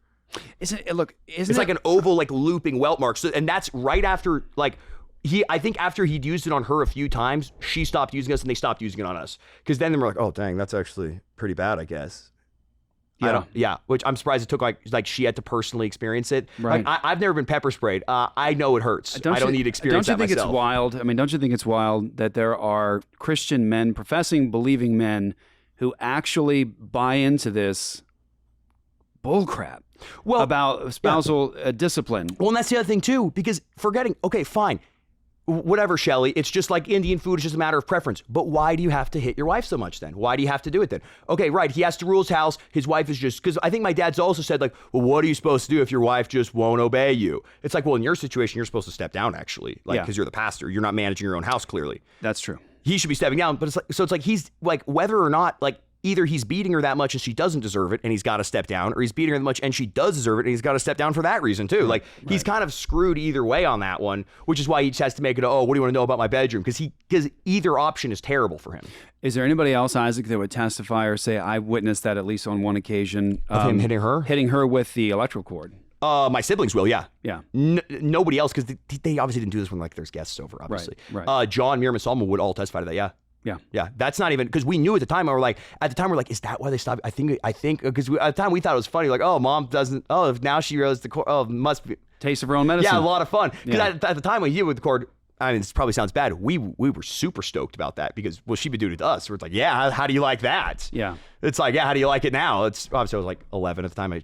Obviously you shouldn't act that way. Right. But it's like, obviously she's not if she's done that to a bunch of little kids and then she gets it herself, it's hard to feel bad for her. You recall it feeling like retribution, like you're well, yeah, because she's done it so many times to little kids, and it's like, well, you know, how do you like that? Like, how's that feel? Why? Look, Isaac, it's a big step, man. It's a big step to come out in public and to do the interviews that you did. Like, when I saw your first interview, man, I was like, I really like this guy. And I was like, that was the biggest response I got is that people expected me, I guess, to be like less normal. I'm not sure. I was like, oh, he's actually normal. I was like, you seem like your head's on straight. You're super sharp. Look, look, I hope this is clear. To give credit where credit is due, equal weights and measures. Don't show personal favoritism. These are all God's standards. Your parents obviously did a good job of making sure at least gave you a somewhat rigorous education. You're a sharp guy. You're a thinker. You reason well. I mean, we're out there having lunch together. You're quoting from different works of history and things like that. And so that you're a sharp guy. So I just really like reading because I didn't have access to like movies or video games as a kid. I'd never seen a movie till I was a teenager or even played a video game even once. So my sole form of recreation is what you can play outside. A little hot to play outside and not, or read. Not in July and August. I was always in trouble for like reading. Like I was left home supposed to doing chores. I've been reading all afternoon instead. So I just read a lot. So that's why I know stuff. It's just Well, that note's good. So but it's not even that like I'm like some like great scholar. It's that I like to read. Right. And obviously, if you're going to read, you're just going to learn stuff. You're homeschooled. You had all this stuff available to you. So I saw your first interview. I was like, oh my goodness, this is crazy. I mean, it seems like a bold step to come out and just start making these claims publicly. Well, the reason I did I was just offered. I know. Yeah. Why did you do the interview? I was asked. I have never turned down an interview. Everybody's asked. Right. I've never solicited an interview and I've never turned one down. If somebody wants to talk to me, I go, of course, let's talk. Yeah. If Shelley called me up and said, you want to come in the Baptist Bias Doggers? I'd be, of course, I'll talk to you right now. I will talk to basically anybody about literally anything. Yeah. Like, I like to talk. And you reach out, you want to talk? Sure, let's talk. Yeah. So you come out first, you make some claims, then John comes out, then Miriam, then Solomon ultimately comes out with his video where he's like surrounded by the reason why Solomon did it is Solomon's a more private guy. He's not on social media. He's minding his own business. He came out because my parents kept saying, my parents were slamming Uncle Clint, and then they're saying, and Solomon won't say it. See, Solomon won't do this. And they were basically trying to claim like Solomon's on their team. Right. Because he hadn't said anything. So then he had to make a video be like, no, I'm not on your team. Like, stop it. I'm not on your team. No, like they're telling the truth. So yeah. Yeah. They basically forced him to come out and make a video. I remember seeing that video where he was all in red. He was in the red room and everything. Yeah. And hey, Bonson U Live is finally here. Join me on June 29th for our very first live session, available exclusively to all access members at Apologia Studios. As you work through the incredible lectures of Dr. Greg Bonson, you're bound to have questions about apologetics, theology, philosophy, and the Christian faith. And that's exactly what Bonson U Live is for. Once a month, I'll be hosting an interactive live stream where you can engage directly with me, ask your questions, and dive deeper into the topics that you're studying. Whether you're new to presuppositional apologetics or looking to sharpen your understanding of the Christian worldview, this is your opportunity to learn, to interact, and to grow alongside a community of like-minded believers. So join me on June 29th for our first Bonson U Live exclusively at apologiastudios.com. This video is brought to you by Amtech Blades. We are very excited to be partnering with Amtech. Bill Rapier, longtime Navy SEAL, DevGuru operator, amazing brother and friend. Looking for a battle axe to carry on your person, to chop some wood? They've got you covered. Looking for a blade to carry on you every day? Also got you covered. Look at this. I got to check my mail. What do we got going on here? Oh, look how sharp that is. What is this? Oh, 5% off. You can go to amtechblades.com, put apology in the coupon code, get 5% off your order, and he will match that and give 5% to End Abortion Now. Again, amtechblades.com. We're grateful for them. Check them out. But okay, so you guys have all come out and made a look at. I know it's a serious commitment to do what you're doing right now, to make sure you're telling the truth. This is what I experienced, and and look, this sucks. It's a fallen world, and sometimes things break apart, break down. We're supposed to honor our fathers and mothers. Things don't work out that way all the time in terms of a good relationship. Things like this happen. And so you've come out and you're making these claims against your dad and your mom. So are your other siblings. So are other people who know them. Mm-hmm. And it's a dramatic step. Why did you commit to this, Isaac? Why? So previously, anybody who asked me about my dad or asked why I was church, I would just gladly tell them. I wasn't just getting on a soapbox to shout to the world because there was no point. I didn't need to, right? I was just like, I'm gonna be honest, it's because I didn't really care about my dad's fans, because I knew, based on the ones I talked to as well, I knew that the majority of his fans don't care if it's true, and they will they'd follow him off a cliff. So I was just like, I didn't even waste my time. So if somebody comes and talks to me or asks me, I go, like Chris Sigger or something, I tell them, or the church members who are staying with in-laws, I'll tell them, sure. But I don't I wasn't going out of my way. Then I get offered by Jordan from the Dead Domain channel to do an interview, because Jordan had made a video, which I should get to this, because I saw this on the Baptist Spies. This is just categorically false. They tried to claim that my dad's claiming that the only reason I did an interview with Jordan was like, okay, I'm going to trash my dad, but you need to take down the video, because Jordan made a video talking basically crap about me, saying I'm a Nazi or whatever, blah, blah, blah, all this stuff. And then I had at the time just responded with hey, dude, some of these, there were some critical details of the video that were just wrong. Jordan reaches out, we're like emailing a couple times, and then Jordan ends up saying, hey, I should have talked for blah, blah, blah, apologizes, takes the video down. Then 4 months after, because this happened October or something, then in January, I do an interview with Jordan, because I was asked, do you want to do an interview? And my first interview, it goes an hour to the hour and a half interview before I even talk about physical stuff with my parents. I wasn't getting on there. It's and my dad's a wife beater and he beat us. I wasn't even doing that. I was literally just answering questions about the new IFB. What it was like. We're talking about music, movies, homeschooling, just stuff. And then I didn't even mention about my dad beating my mom in the video because I wasn't asked. I wasn't even going out of my way to go after him. I was just literally answering questions, just doing it. I was offered an interview, so I took it. And I answered questions. I didn't really volunteer a bunch. And then in subsequent interviews, because then John and Miriam talk about it, and then I had to yes, they're telling the truth. Here's my details. But I'd also been telling people that my dad was a wife beater before I ever talked to Jordan, because people were saying, "Oh, your story changed. You didn't mention that in your first interview." It's yeah, I was telling people that years before my first interview. I just didn't mention it in that interview. But anybody who asked, I would gladly tell them. Because I don't have anything to hide. You ask me a question, I'll answer. And they were trying to claim that I did this some kind of quid pro quo with Jordan to oh, take down the video about me. It's yeah, but that video was taken down 4 months before my interview. And I never asked for that video to get taken down. Jordan volunteered to take it down. I was cool. I don't care. The first video, it didn't even bother me. I thought it was funny. And then you were out on a hike, right? Or you were I was on a hike. You were on yeah. Okay, but you've been able to put your story out. So have your siblings. Your dad and your mom have responded. Everyone gets to hear all this now and hear the testimony and start to put these things together in their own mind. You have made the main claim is that he's disqualified. Yeah, well, he's very disqualified. As a pastor. Yeah. Is that the central reason that you're taking this bold step and your family is taking this bold step? That's probably the main reason it's public. Yeah, if he didn't have a public following or church, there would be imagine if my dad was just a regular guy. Why would you do what would you need to get online for to talk about it? It's only because he's a public figure refusing to step down. So then you have to, how do you reach his public following? Right. Because they don't And that's what I mean, Isaac. Yeah. Is that, okay, you guys are claiming to be the victims. You're saying you have the evidence. You want justice to be done, but I guess that in the end, I'm asking you, what, as the victims, do you want to be the end here in terms of what do you think you would ask God? God, bring justice to this and do this. Yeah, What I'd would say, you I mean, want? most important for me would be my siblings at home, like them to not be mistreated. That's obviously because they're actively being mistreated. That is my biggest thing. Okay. That'd be my biggest concern. And then obviously, yeah, it would be cool if my dad had a change of heart and actually felt bad and repented of this, but he's so far I'm not seeing a lot of signs that he's going to. Yeah.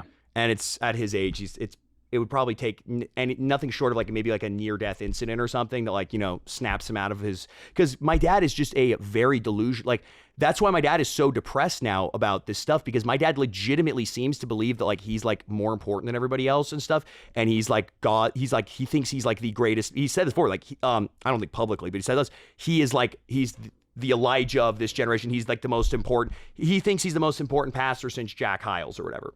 And he thinks he's the most important pastor in the world, and he's so important. So he thinks like God's like completely on his side, and he's like God's top guy or whatever. So then that's why he's wondering like, God's letting me down. He's not killing my kids or whatever. Like, so that's why it's bothersome, because he legitimately believes that he has the right to do these things. He knows it's wrong or whatever, which is why he won't talk about it. Like he knows nobody else thinks that's normal, but he doesn't, like he seems to think he just has the right to do that.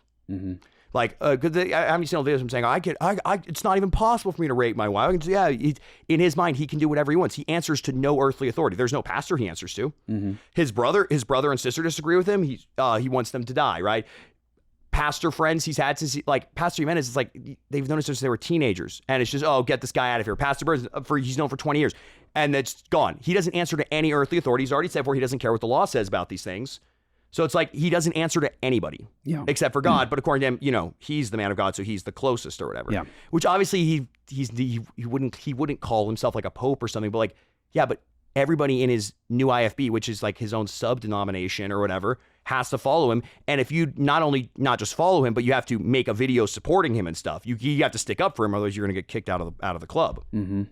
And yeah, he basically, that's why he's so mad now too, because he's wondering like, why hasn't God done this yet? Because he seems like he's like delusional. Well, I think that was the thing. He's delusional. It was hard to hear him saying those things to about you guys, but also about the kids that were in the room at the time. He's given that message. Oh yeah, because some of his kids turned out bad. He doesn't want to try on the other ones. He's like, I don't know, ask me how excited I am to try, to invest in this relationship after Miriam. Well, it's like the closest we ever got to regret is he told me and Solomon that like, he's like, well, I regret some of the stuff I did to you guys, but just because the way you guys turned out is so horrible, well, clearly I must have done something wrong because we're just both terrible. Mind you, this is before we've like gone after him publicly. And it's just like, I guess, dude, like he just like not that I'm not here like, because people are going to say this, like, no, I'm not like demanding with this, but like my dad has never told me that like he's proud of me ever that I can remember ever. And he's never expressed anything like that.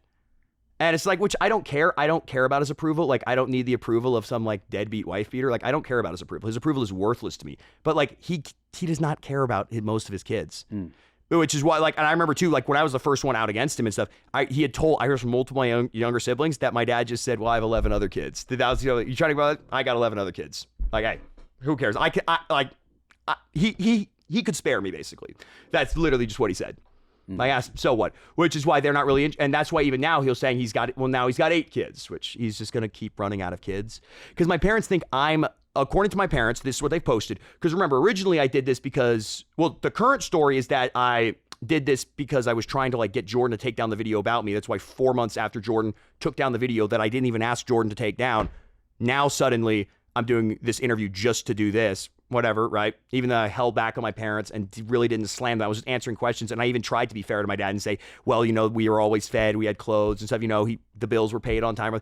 I even was super fair to my first interview. I was mostly like, I hardly said anything bad about him, because according to my dad, all the stuff I accused him of isn't even a sin to begin with. So how was my first interview bad? Yeah. I didn't call him names. I didn't say he's a deadbeat or an abuser. I didn't even say those things. I just said what he did, which according to him, none of those things are bad. None of those things are even sins. So it's like, which is why after my first interview, you notice my dad didn't do anything about it, because he, knew that I could have said so much worse about him. So he didn't want to, push it on that. And also it's like, he thinks all this stuff's fine. And most of his church members, they weren't really bothered by it either. They're just like, well, yeah, because most of his church members agree with him on these things. That's why, at least the ones that remain. So Thanks for sharing all that with me, dude. I know. Sorry, I know I keep rambling. It's no, it's not rambling. I want to give you a chance to talk. The whole purpose of this is it's in public now. Yeah. It's the duty of everyone who is listening to it to hear both sides and to hear you out at this point. Cross-examination can only be done at this point with... Well, I have people who like reach out to me now and they'll be like angrily sending me all these questions. And it's like, dude, I've talked about this in like 3 different interviews and they're like sending me all these paragraphs blasting me. It's like, you literally have not seen any of my videos talking been about watching this. it. I've like your exact question, I've already addressed that exact thing. Right. And it's like, I can accept the person who just says, this doesn't concern me. I don't want to know about any of this. I can accept that position. Yeah. But it's like, what do you mean you're going to hardcore defend my dad and you haven't seen you haven't even heard my side? Like, well, why don't you just shut up then? Like, you're not involved then. I can respect somebody who just goes, dude, I don't know, but I don't care. I'm not expecting I'm some random guy to them. Of course. Well, why should they care? Yeah. Why should they? But like, why are you talking about it then? Like, there's stuff that like I don't know enough about, and I just don't care about it then. Mm-hmm. Like, but some of these people, they just have to like vehemently defend him. They like really need my dad to be like their man of God. I honestly don't know why some of his followers are like so attached to him personally. Yeah, I mean, like, obviously he's a funny guy. He's charismatic. I don't think that's like up for debate, but like, I don't know, like they're like weirdly obsessed with him. Like people like at these conferences like lining up to get their Bible signed by him and stuff. Mm-hmm. Which my dad doesn't even ask for that type of stuff. He doesn't really like that stuff. Or like Chris Sigurd named like 3 of his kids after my dad. He had like Stephen, and one of his kids is named like Stephen Anderson Segura. There's no one that's named Jujana Anderson Segura. Wow. Yeah, like no, even the last name too. Wow. And at the time, my parents were they were like not happy about that. Yeah. Because there was first one that was like Stephen Luke Segura, and they're like, oh, but Stephen's just a normal name. Yeah. And then there's Stephen Anderson Segura. And it's like, okay. And then there's Jujana Anderson Segura. Which the funny part is Jujana, it's like, this is some obscure Hungarian name. I have never met somebody else with that same, and they spelled it the way my mom does too. Yeah. Never met anybody else with that name. And it's like, dude, you just named like a little Hispanic girl that like, now she's going to just explain this. Like, she has some like Hungarian name that nobody can pronounce and nobody can spell and nobody knows this name because literally because there's not that many Hungarians like out there. Like, but they're just so obsessed with my parents. Yeah. And my parents were not happy about, like, I don't think they like said anything to Chris, but they were kind of like, obviously it's weird. If somebody came up and said, I named my child Isaac Anderson Segura, I'd be like, thanks, I guess. And then they do it again. And then they went after my wife and be like, all right, dude, like, yeah, little it's weird. Too much. It's over the top. Which his first like 4 kids are all named. It was like Chris, Christina. Yeah. And then he just switched naming them after my dad. So yeah, I guess he just has like, he has like 8 or 10 kids now. It's like, and they're like all either named Chris or Steven or Xander. Like, it's kind of nuts. Like, it's got to be hard to keep track. And your of dad kids. Your dad doesn't like that stuff. He doesn't. No. So like when I talk about this, I'm not accusing my dad of getting people to try to like worship in the way that they do. Right. He doesn't try to, but that's just how these people are for one reason or another. Because like obviously if somebody or these people. I think my dad stopped doing this. There would be people coming to my dad's like they've traveled from out of the country or out of state just to get baptized by him, which.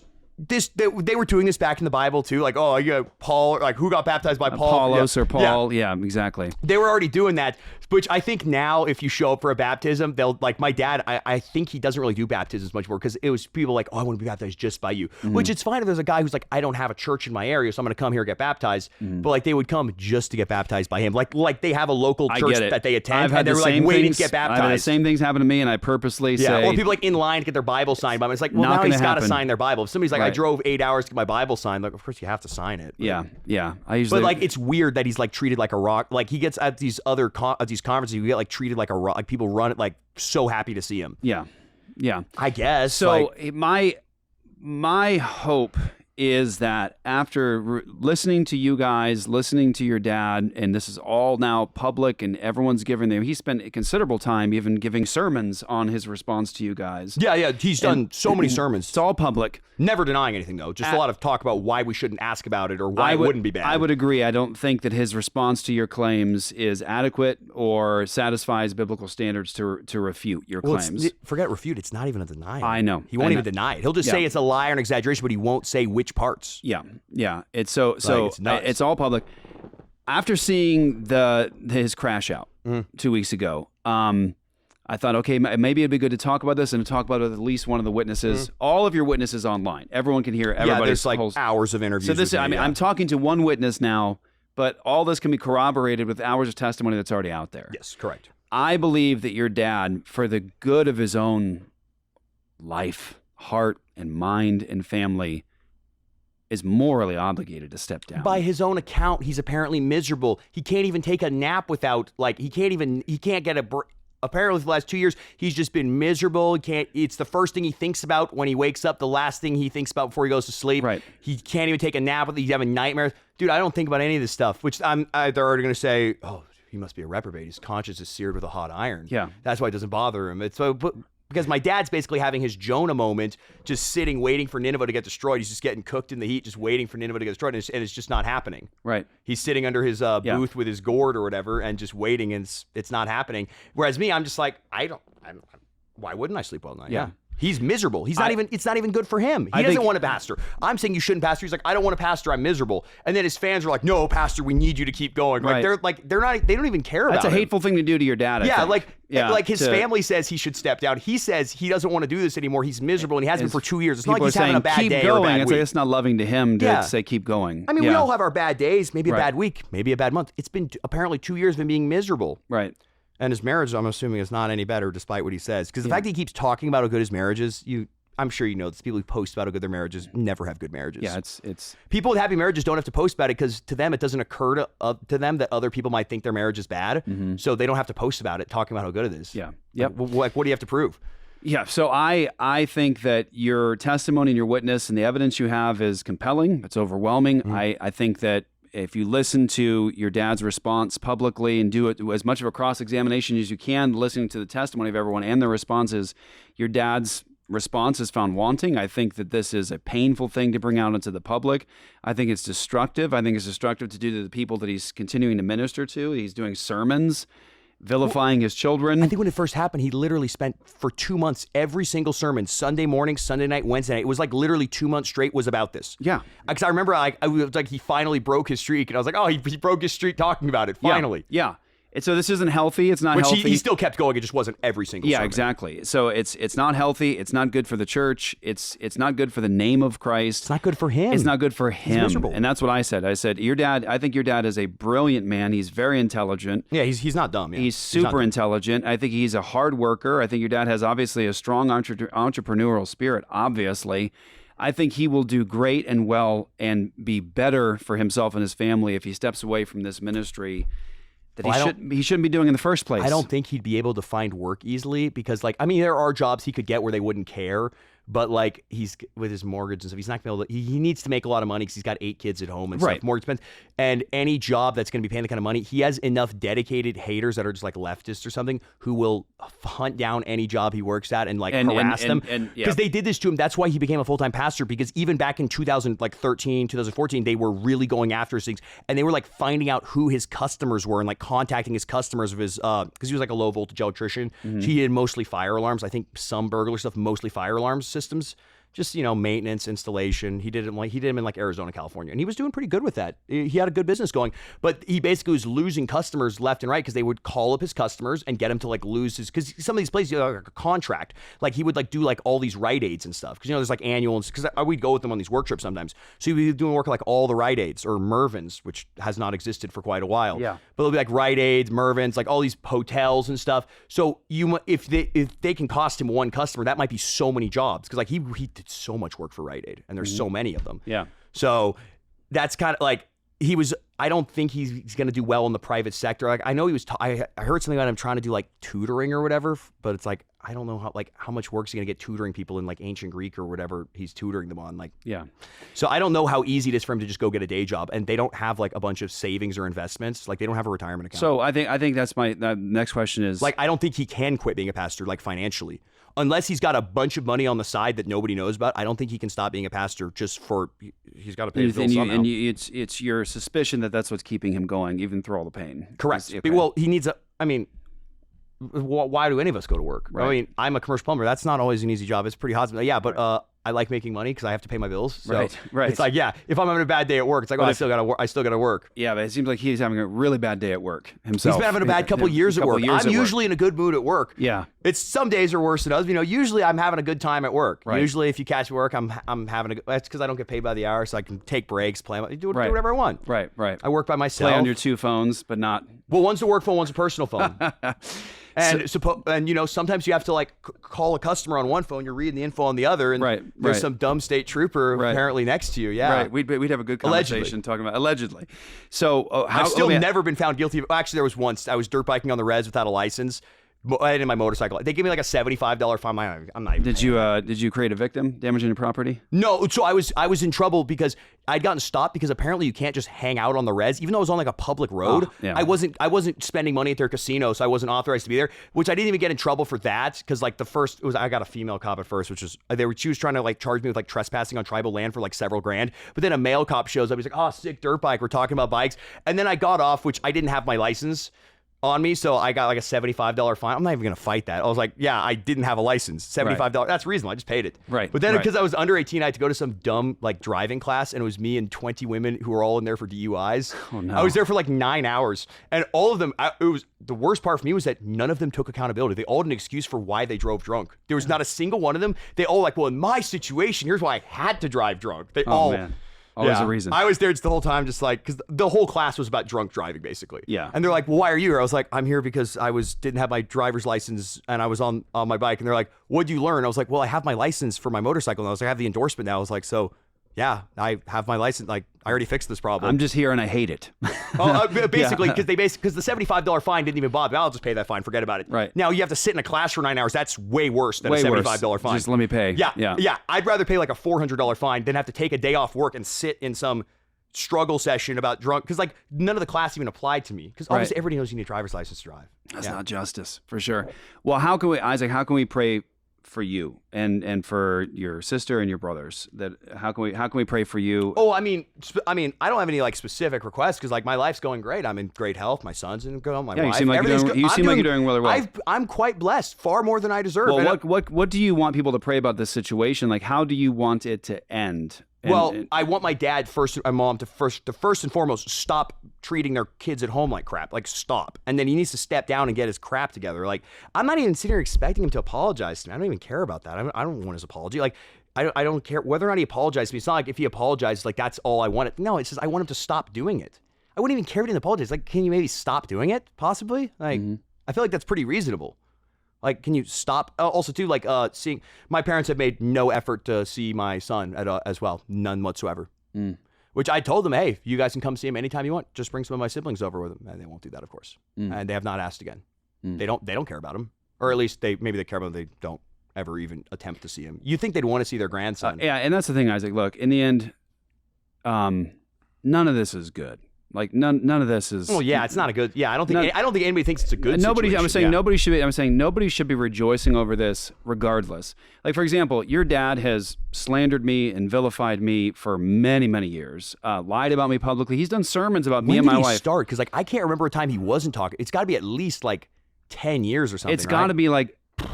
It's got to be somewhere around 2013, 15, somewhere around there. But like, what was his reason for hating you so much? Because they were always talking. They would call you Jeff Durbin or Bourbon. Yeah, Jeff Bourbon. Yeah. That was a big. That's kind of a cool name though. No, they would call me that for sure. Apostasia Church. Oh, yep. I remember that one. Apostasia Church. Yes. Well, they would try to like workshop. I forget what they were. But they would be like, my mom and dad would go back for like trying to come up with new names for you. Were they really? Yes. That's funny. Like they would like try to come up with them. Like what about this? We're like trying to like like say it, like see how see if it flows off the tongue. Yeah. If it's a good brand. Yeah. If it sounds good when you say it. But here's the thing. Look, your dad, as much as he's lied about me, he's vilified me, he's done sermons, literally slandering me and saying provably false things about me.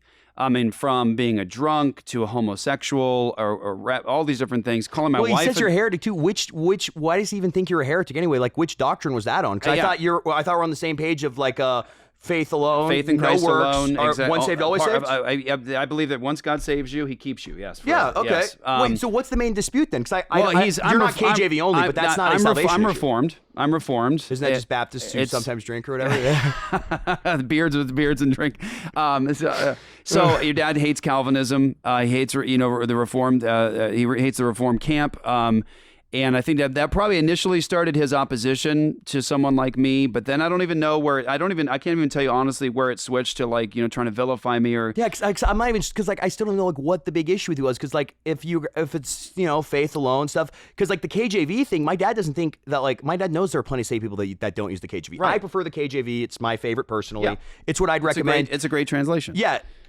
I think it's the best, but like I'm not. If somebody's reading a New King James, I'm not going to flip out on them or something. Right. I might recommend. I don't know where his animus comes from, but all I have to say is this: is even given his hateful things he's done towards me, and I mean, it's a bold thing for a man to do a message publicly calling another man's wife a drunk. Oh yeah, she, in fact is not. They talk all the way up. It's a bold move. Have you heard? You've been accused of stealing produce from their produce co-op as well. Have Did you heard really? that one? No, I never heard that one. He said this many times. He's talking about my mom had that produce co-op or whatever. Yeah. Supposedly, when they have like those baskets, supposedly you like moved some like vegetables from somebody else's basket into yours. So you like supposedly you had a couple extras, which probably like one of the kids possibly moved them. Possibly, yeah. Supposedly though, you're accused of stealing like a couple dollars. Like boy. You got caught in the act like moving like some zucchinis or cucumbers. Did I really? Okay, that's wild. I'm surprised he ever. I'm pretty sure he's preached about this. Either way, they talked about it constantly about the wild. time you like robbed him. My family's gonna love this. They're gonna be like, Dad, no, you stole like produce. The fruit thief. You were being accused of stealing like some like fruit trivial ninja. amount. Like you basically like moved like a little bit, you know, like like I would just in case somebody's plate you borrow a little, like they step up to grab and you grab a piece of their food and put it on yours. That's fantastic. So okay, all I'm saying is as much as your dad has done, I mean honestly, like some crazy stuff. Like what man talks about another man's wife in the middle of a sermon, calls her a drunk publicly when there's no evidence for that, and my wife is not a drunk. And that's a dangerous move it's because his standard is anybody who's if you ever drink any form of hard liquor in any quantity, you are a drunk. Right. Or if you drink daily, you're a drunk. Which I'm assuming you don't drink daily, of course. No. Yeah. I know. Which for the record, I don't drink at all. Ever. I haven't drunk in years. I've probably drunk less than 5 times in my life. Didn't like it any of those times. You know what's also amusing about that is your dad didn't do his homework when he was slandering and calling us drunks and everything else. He didn't even realize that I'm the pastor of a church that came out of a drug and alcohol rehab where I was the chaplain helping all these drunks and drug addicts to come to Christ out of drug and alcohol addiction. Apologia Church came out of one of Arizona's hospitals, longest hospitals dealing with drug and alcohol abuse and 24-hour care, detoxification. I do work at one of those type of places that does like, honestly though, you need to talk to them because like every time I go there, the place is like super like plain and depressing. I feel like the whole time I'm there, I was like, dude, like people like this, like I want to do drugs here. Like this place is boring. Yeah, totally boring. Whenever I'm there, all the people there are like trying to like talk to me a bunch because like they're clearly just bored out of their minds. Right. They're like all excited, like, oh, what are you working on? Yeah. I'll talk with them. Yeah. So those places are not fun. I was the head chaplain at Calvary Addiction Recovery Center, and your dad was making claims about me being a drunk, my wife being a drunk, when we literally... I assumed you drank a lot, because, he just talked, it's like, that's just an established fact. Like, oh, that's Pastor Bourbon, of course. Yeah, literally... I think he usually didn't call you pastor, usually just Jeff. Yeah, I'm sure, yeah. Just Jeff. But he would make these wild claims, totally unsubstantiated, total lies, and he even one time checked in with me once before, I think it was a couple hours before he had his prepared sermon about me, his whole sermon. He checked in with me to verify something. I said, it's not true. It's verifiably false. If you go forth and preach this sermon, you're going to be lying publicly. And he just does it anyway? He did it anyways. I guess in order to make sure he checked the boxes, he said, I reached out to Jeff. And I've seen that before with like reporters. They're like, we reached out to them for comment. And they're like, don't put the comment on the person I literally told him. I said, it's not true. I reached out and he said, this is categorically false. It's not true. It's false. It's provably false. He did it anyways. I'm sure he did. But Isaac, even with that, even with your dad's abuse of me and my wife and my family, even with his lies, I still want him treated justly, and I want you treated justly. I don't want to vilify him. Yeah. Well, because, even if you and him aren't on, it's still not a good thing to find out that his family's getting abused. That's my point. Even if it vindicates you and it makes you look pretty good, I'm sure you'd rather him not. There's no rejoicing. You'd rather he's not a wife beater and he still hates There's you. no rejoicing in this. Yeah. I don't rejoice over what you guys have had to come out and talk about, what you experienced. I don't rejoice over your dad's pain right now, and as he's clearly hurting dramatically, it's bad, and I don't rejoice over any of it. Yeah. And so I just hope that in the midst of something like this, with where it's at now, that Christians can pray somehow. We don't quite know how God can bring peace to this. You've expressed, Isaac, how you would like to see this end. You want your family protected. You want your siblings protected. You want him to step down for the good of his church, for the good of himself. And you've expressed the problem is that everybody that actually cared about my dad, he just got rid of them. His friends of 20 years, gone, right? His own siblings, gone. He's flipped. All he's left with now is like his yes men. Like, Chris Segura doesn't want you to step down because you employ him. And like the guys that he employs at the church were not making as much in the private sector. So like they need this, like, because my dad does pay his employees quite well, probably a lot better than they need. He's paying them based on like what they need rather than necessarily how much they're worth. Right. So it's like, wow, your own employees want you to keep going. Yeah, I like if the owner of my company I work at wanted to shut down the company, I'd be like, oh no, man, please don't do that. Right. Of course I'd say that because it's. Yeah, I don't want to have to go find a new financial job. motivator for sure. Yeah. Yeah, so it's like, and all of the friends that actually legitimately, all the people that legitimately cared about him just got cussed out, and he wants nothing to do with them. So it's like he doesn't really have any real friends left. All he has left now are the pastors that are leeching off of him for whatever relevance he still has left, like whatever popularity they can get by being associated with him. Yeah. Because if my dad's on good terms with them, then my dad's fans will like them. But as soon as my dad's not going to invite you over or something, then all of his fans are going to immediately pull back support from you. Whereas say like guys like Shelley or Pastor Mejia, or who are the other? He's got like 2 guys still supporting him. Dude, does he even have like? They're all like guys he ordained. Like he ordained Pastor Mejia, he ordained Jonathan Shelley. Like he hasn't. And they're still supporting. They're still behind him. Those 2. Pastor Mejia doesn't talk about him anymore. Doesn't really say anything. Okay. He has not condemned my dad, but I don't think he's because he's pretty popular on Instagram these days. I've seen him.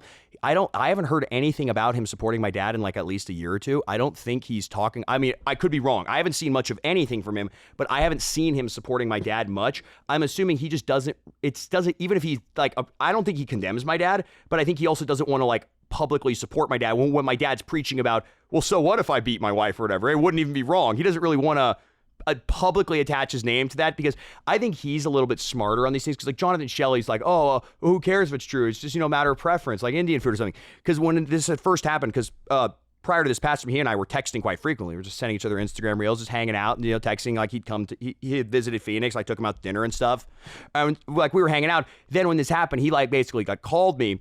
And his thing was just, you guys lied about everything. None of it's true. I don't want it, blah, blah. Why are you lying? And he just wouldn't even entertain it, would not even hear me out. So I was kind of like, dude, like, we've been like texting for like months and like, now you're just like, won't even listen, whatever. But at least he was smart enough to not like, from what I understand, his position is that none of it's true. So like, he won't say, well, if this is true, this is totally fine. Because obviously that looks bad. Because this way, if my dad ever does get like, actually provably beyond all shadow of doubt proven like that he's done these things, he can go, I never endorsed that. Whereas Jonathan Shelley's the one saying, well, so what, it's not that big of a deal, like so yeah. So I think he's just smarter. Pastor me is much smarter than Jonathan Shelley. He's not gonna get up, he's not making an idiot of himself. By all accounts he still supports my dad. He's just a little bit quieter because nobody normal is going to want to associate with you if you're supporting my dad. So yeah. I think he's trying to, appeal to a wider audience, at least in that category. Yeah. So he supports my dad, but he's not gonna publicly say that I don't think beating your wife's a sin or something. At least not that I've seen from him. Maybe he's still doing that. I don't know. But I'm thankful for you spending the time. And you came here. We're recording this on Saturday. Yeah. You brought your wife and your son. You came all the way from a far way away. I live in Maricopa. I don't care. It's a long drive. It was like a 40-minute drive, wasn't it? It's not horrible, but it's still I didn't travel from out of state. It's still a drive on a Saturday. Your day off. Well, I was on call. I worked 12 consecutive days, and then here I am, on my day off. Well, I appreciate it, man. I seriously do. I appreciate it. I like to talk. So, anybody who wants to have me on, I just talk to anybody. Yeah, I really appreciate it. And I've told them, I think somebody was saying, go on the Baptist bias. I was like, invite me. I'll gladly go on. I'll talk to anybody. I'll talk to anybody about anything. They don't want to talk to me, though. And I think part of the reason why is I'm a fairly reasonable guy, and it's harder to make me, they have a harder time making me look bad because I don't have any piercings. I don't have long hair. Mm-hmm. I'm married. I've not slept around. I've only ever been with my wife, right? I'm married. I've got a child. I own a house. I work an honest job. Like, I'm not really doing anything bad, and they would be completely fine with me if not for the fact that I'm condemning my dad for what he's done. So I don't think they want to give me any airtime because they can't like call me a liberal or a feminist or whatever. I mean, they probably do, but yeah. It's harder for them, like, because, it's harder right, like if Jonathan Shelley brings me, because Jonathan Shelley tells his church, I don't think he's publicly said it, but I've heard from multiple people in his church that he tells them I'm actually a reprobate. So if he has me on a show and I'm like, people are like, oh, this guy's pretty normal and reasonable. Because also, too, they have to lie about what I say, because he just on his stupid little show was claiming that I said that I deserved every spanking I ever got except for the time my dad stepped on my head. Every other time, I totally deserved it. I've never said that. And of course, if I was on the show, I'd be like, no, dude, I did not say that. I said that I deserved it sometimes when I got spanked. Obviously, I wasn't perfect. But when I lived at home with my parents, I never touched drugs, alcohol, cigarettes, never slept with anybody, I wasn't doing anything that bad. Because I think they also talked about something where I said that I'd committed numerous crimes. And that was the context of somebody said, well, your dad's not been arrested. And I said, yeah, I've committed numerous crimes that I've been reported for. And guess what? Nothing happened. Because, if you get reported for a crime, the cops do not just come kick your door in and arrest you. I've been, and that was what I was saying. And they're like, oh, he was talking about, and I think they were also trying to claim that when I was a kid, when I was talking about, I'd committed these crimes and my parents gave the option, do you want us to beat you or do you want us to call the cops on you? This never happened even once. At no point during my childhood did I do anything that my parents could have called the police on me for at any time. Nothing. There was nothing I ever did that they could have turned me into the police for. And I was like, okay, just beat me instead. Don't turn me in. That never happened. They just flat out lied on their show. I saw a clip of it and they were claiming, I was like, no, this never happened. The crimes I was reported for happened as an adult outside of the house and I was not reported by my parents. And nothing came of it because, if somebody just reports you for a crime, nothing comes of that. Unless there's a lot of evidence. Look at my parents. They've had CPS at their house over 50 times over the last few years. Over 50 separate instances CPS has come to their house. But my parents know their rights. They know that CPS can't come in. They just tell them just to shove off. And nothing comes of it. The first few times CPS came to my parents, they were super freaked out. I remember the first time it happened years ago, probably more than 10 years ago. Possibly longer, honestly. And they were terrified. They were freaked out because even though the first time it happened, somebody reported my dad. They made a 911 call and they'd said the kids are getting raped. It was something horrible like that. But it was not true. It was some random person online. So the CPS showed up at my parents' house midnight who just told them to get lost, to get out of here. And then my parents were super freaked out because they were worried well, what else are they going to bust us for? Because if the kids get taken in for that, even though that's not true, right? That was just some random person. If they interview the kids, they might find something else. My parents were in an absolute panic. They ended up taking all of us to a doctor. First time I'd ever been to a doctor, at least that I could remember or whatever. And they take us to a doctor to give us all a clean bill of health, which obviously we weren't dying or, of course, the doctor kind of, So a week or two later, they take us all to the doctor, a thing, and they were super freaked out the first time. And then, after, if CPS has been in your house 50 times, at some point they just stop getting worried. And then it's also too, CPS is just these government workers. When I was there one of the times when CPS showed up. This was after I was an adult. CPS showed up and they just sent some short-haired broad or whatever to just ask my parents and just, someone with a clipboard just check, takes help, nothing. Just because they can't do anything. Right. They just go, can we talk to your kids? Nope. Okay. Do you want to answer your questions? Nope. They have no authority. Right. And I obviously, I'm glad that CPS can't just rip somebody's kids away for nothing. I do see these people talk about, CPS took my kids for no reason. I'm like, no, they did not. It's really hard. The CPS cannot just take your kids. Right. That only happens to people who say, sure, talk to my kids. And then their kids tell them a bunch of stuff and then they take your kids. Right.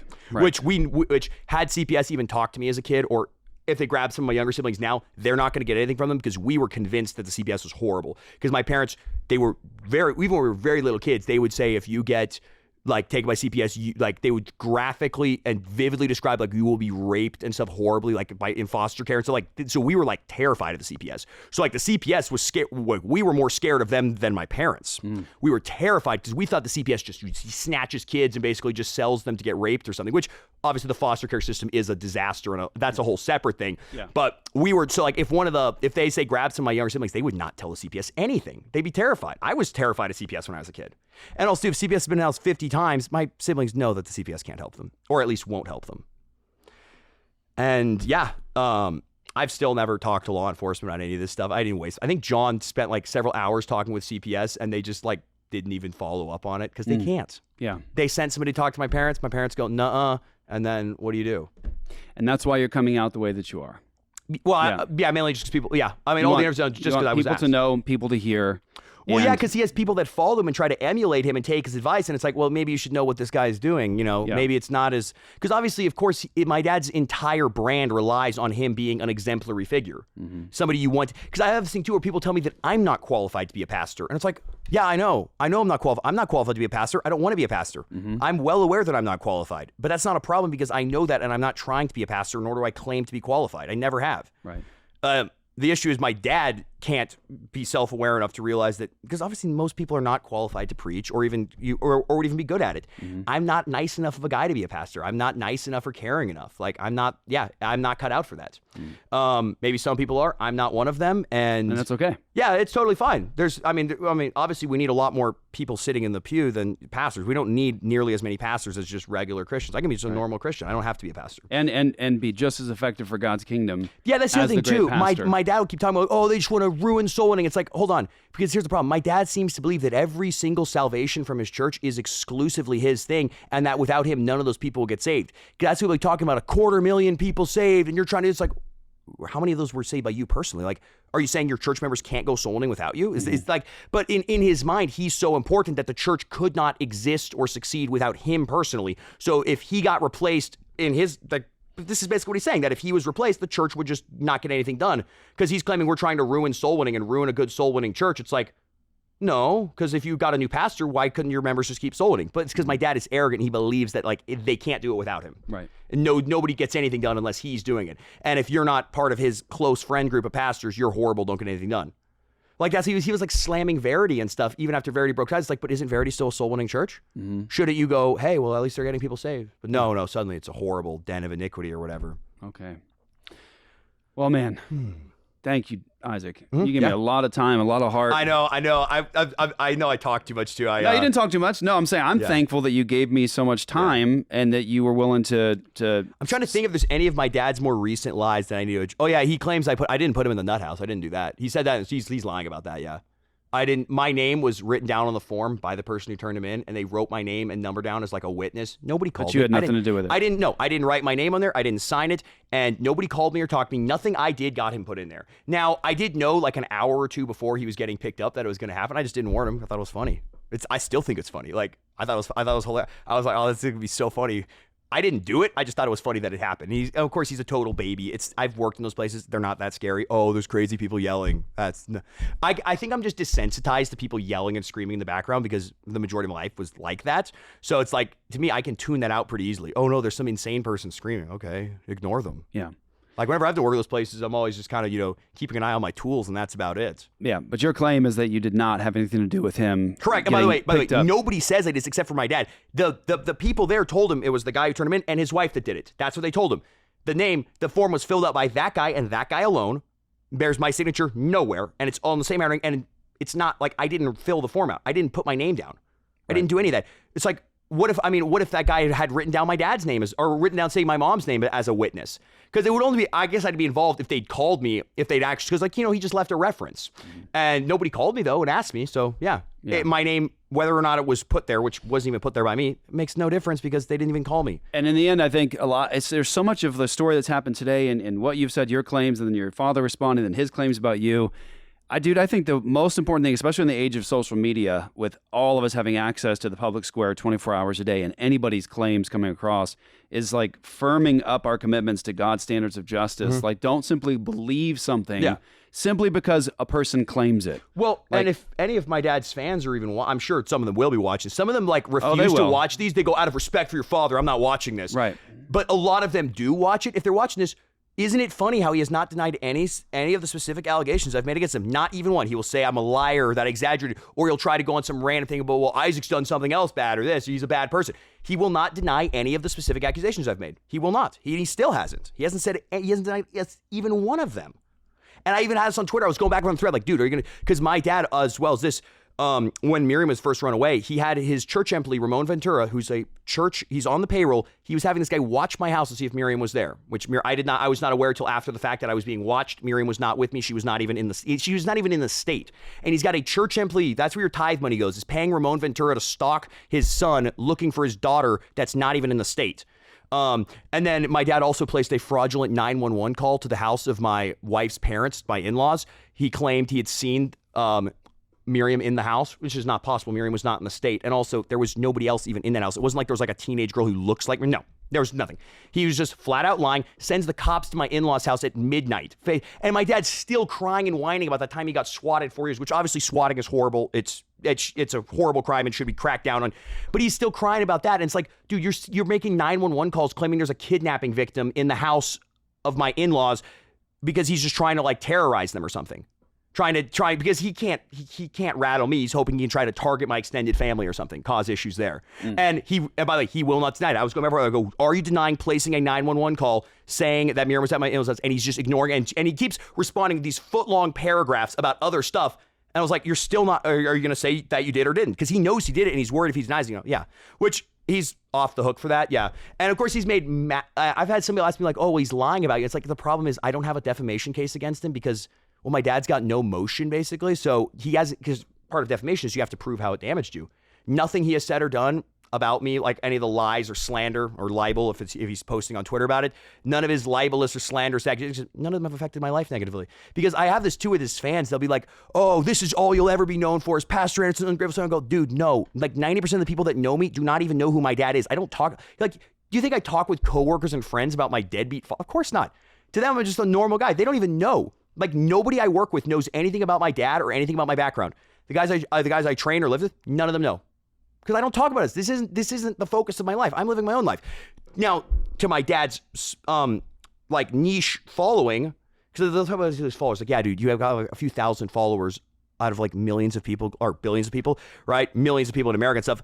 He's got a few thousand followers. Like, yeah, that's not actually that relevant. So like he has all these fans, like they think this is all he'll ever be known for, or they'll tell me like, this is all you talk about. Like, no, it's not. You don't know me. I don't ever talk about this crap unless somebody's asking me about it. Mm-hmm. But yeah, they're not there. My dad won't deny it. Ask my dad if he placed a 911 call to my in-laws house. Ask him if he had Why don't you ask Ramon Ventura? Ask him if he was, which I think he had Ramon watch my house because like he thought I would maybe recognize him if he was at my house and like do something. But like, I know what Ramon looks like. I just didn't see Ramon. I didn't know he was doing it until after the fact.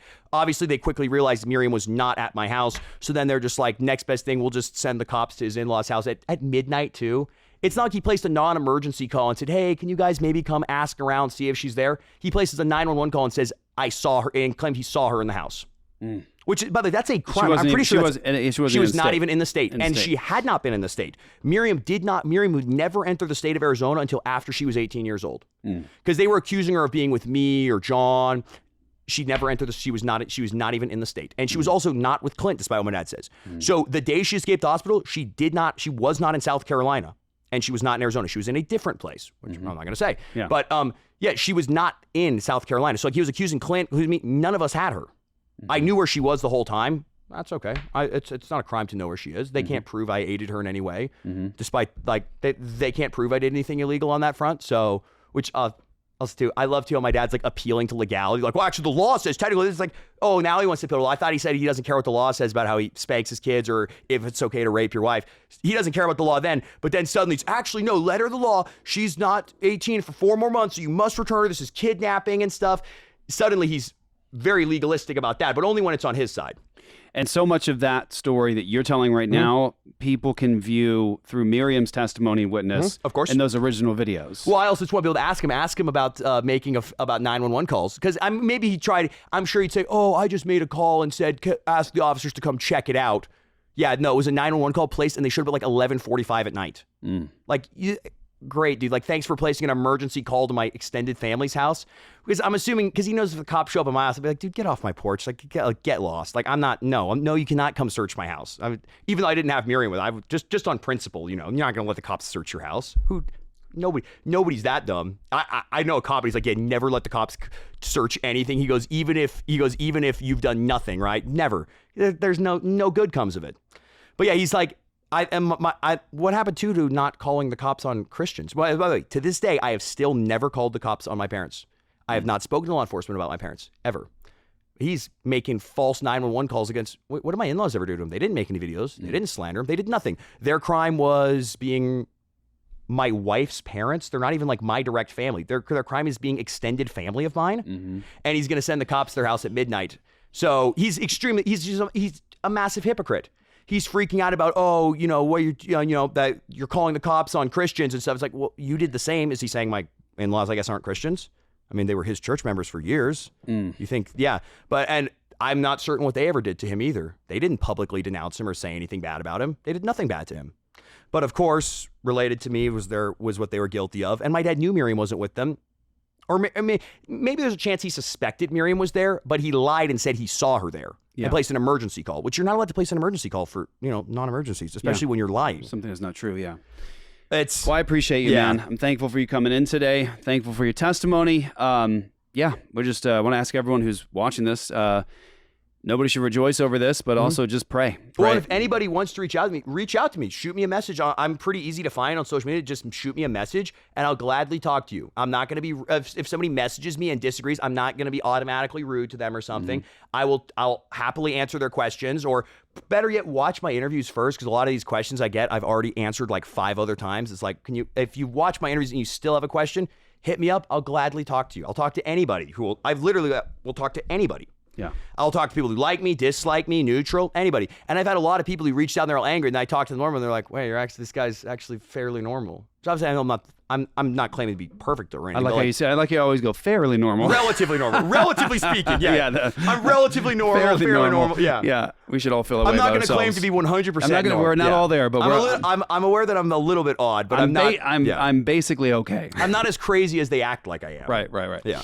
Well, I appreciate you, dude. Yeah. Thank you so much, and hopefully get to connect some more. And oh yeah, of course. Thankful again. I had a good time. Good conversation. Thankful again for you taking the time. I know this is it's your day off. You've been working 12 days in a row. Oh, I'm gonna go to Costco after this anyway. While I'm in the area, yeah. Good. Costco. I brought my insulated bags from home. Yeah, I'm not wasting the trip out here. Right on, dude. Costco. Gotta go there. Yeah. Good idea, man. Well, thanks, dude. I appreciate you so much, man. Thanks for being here.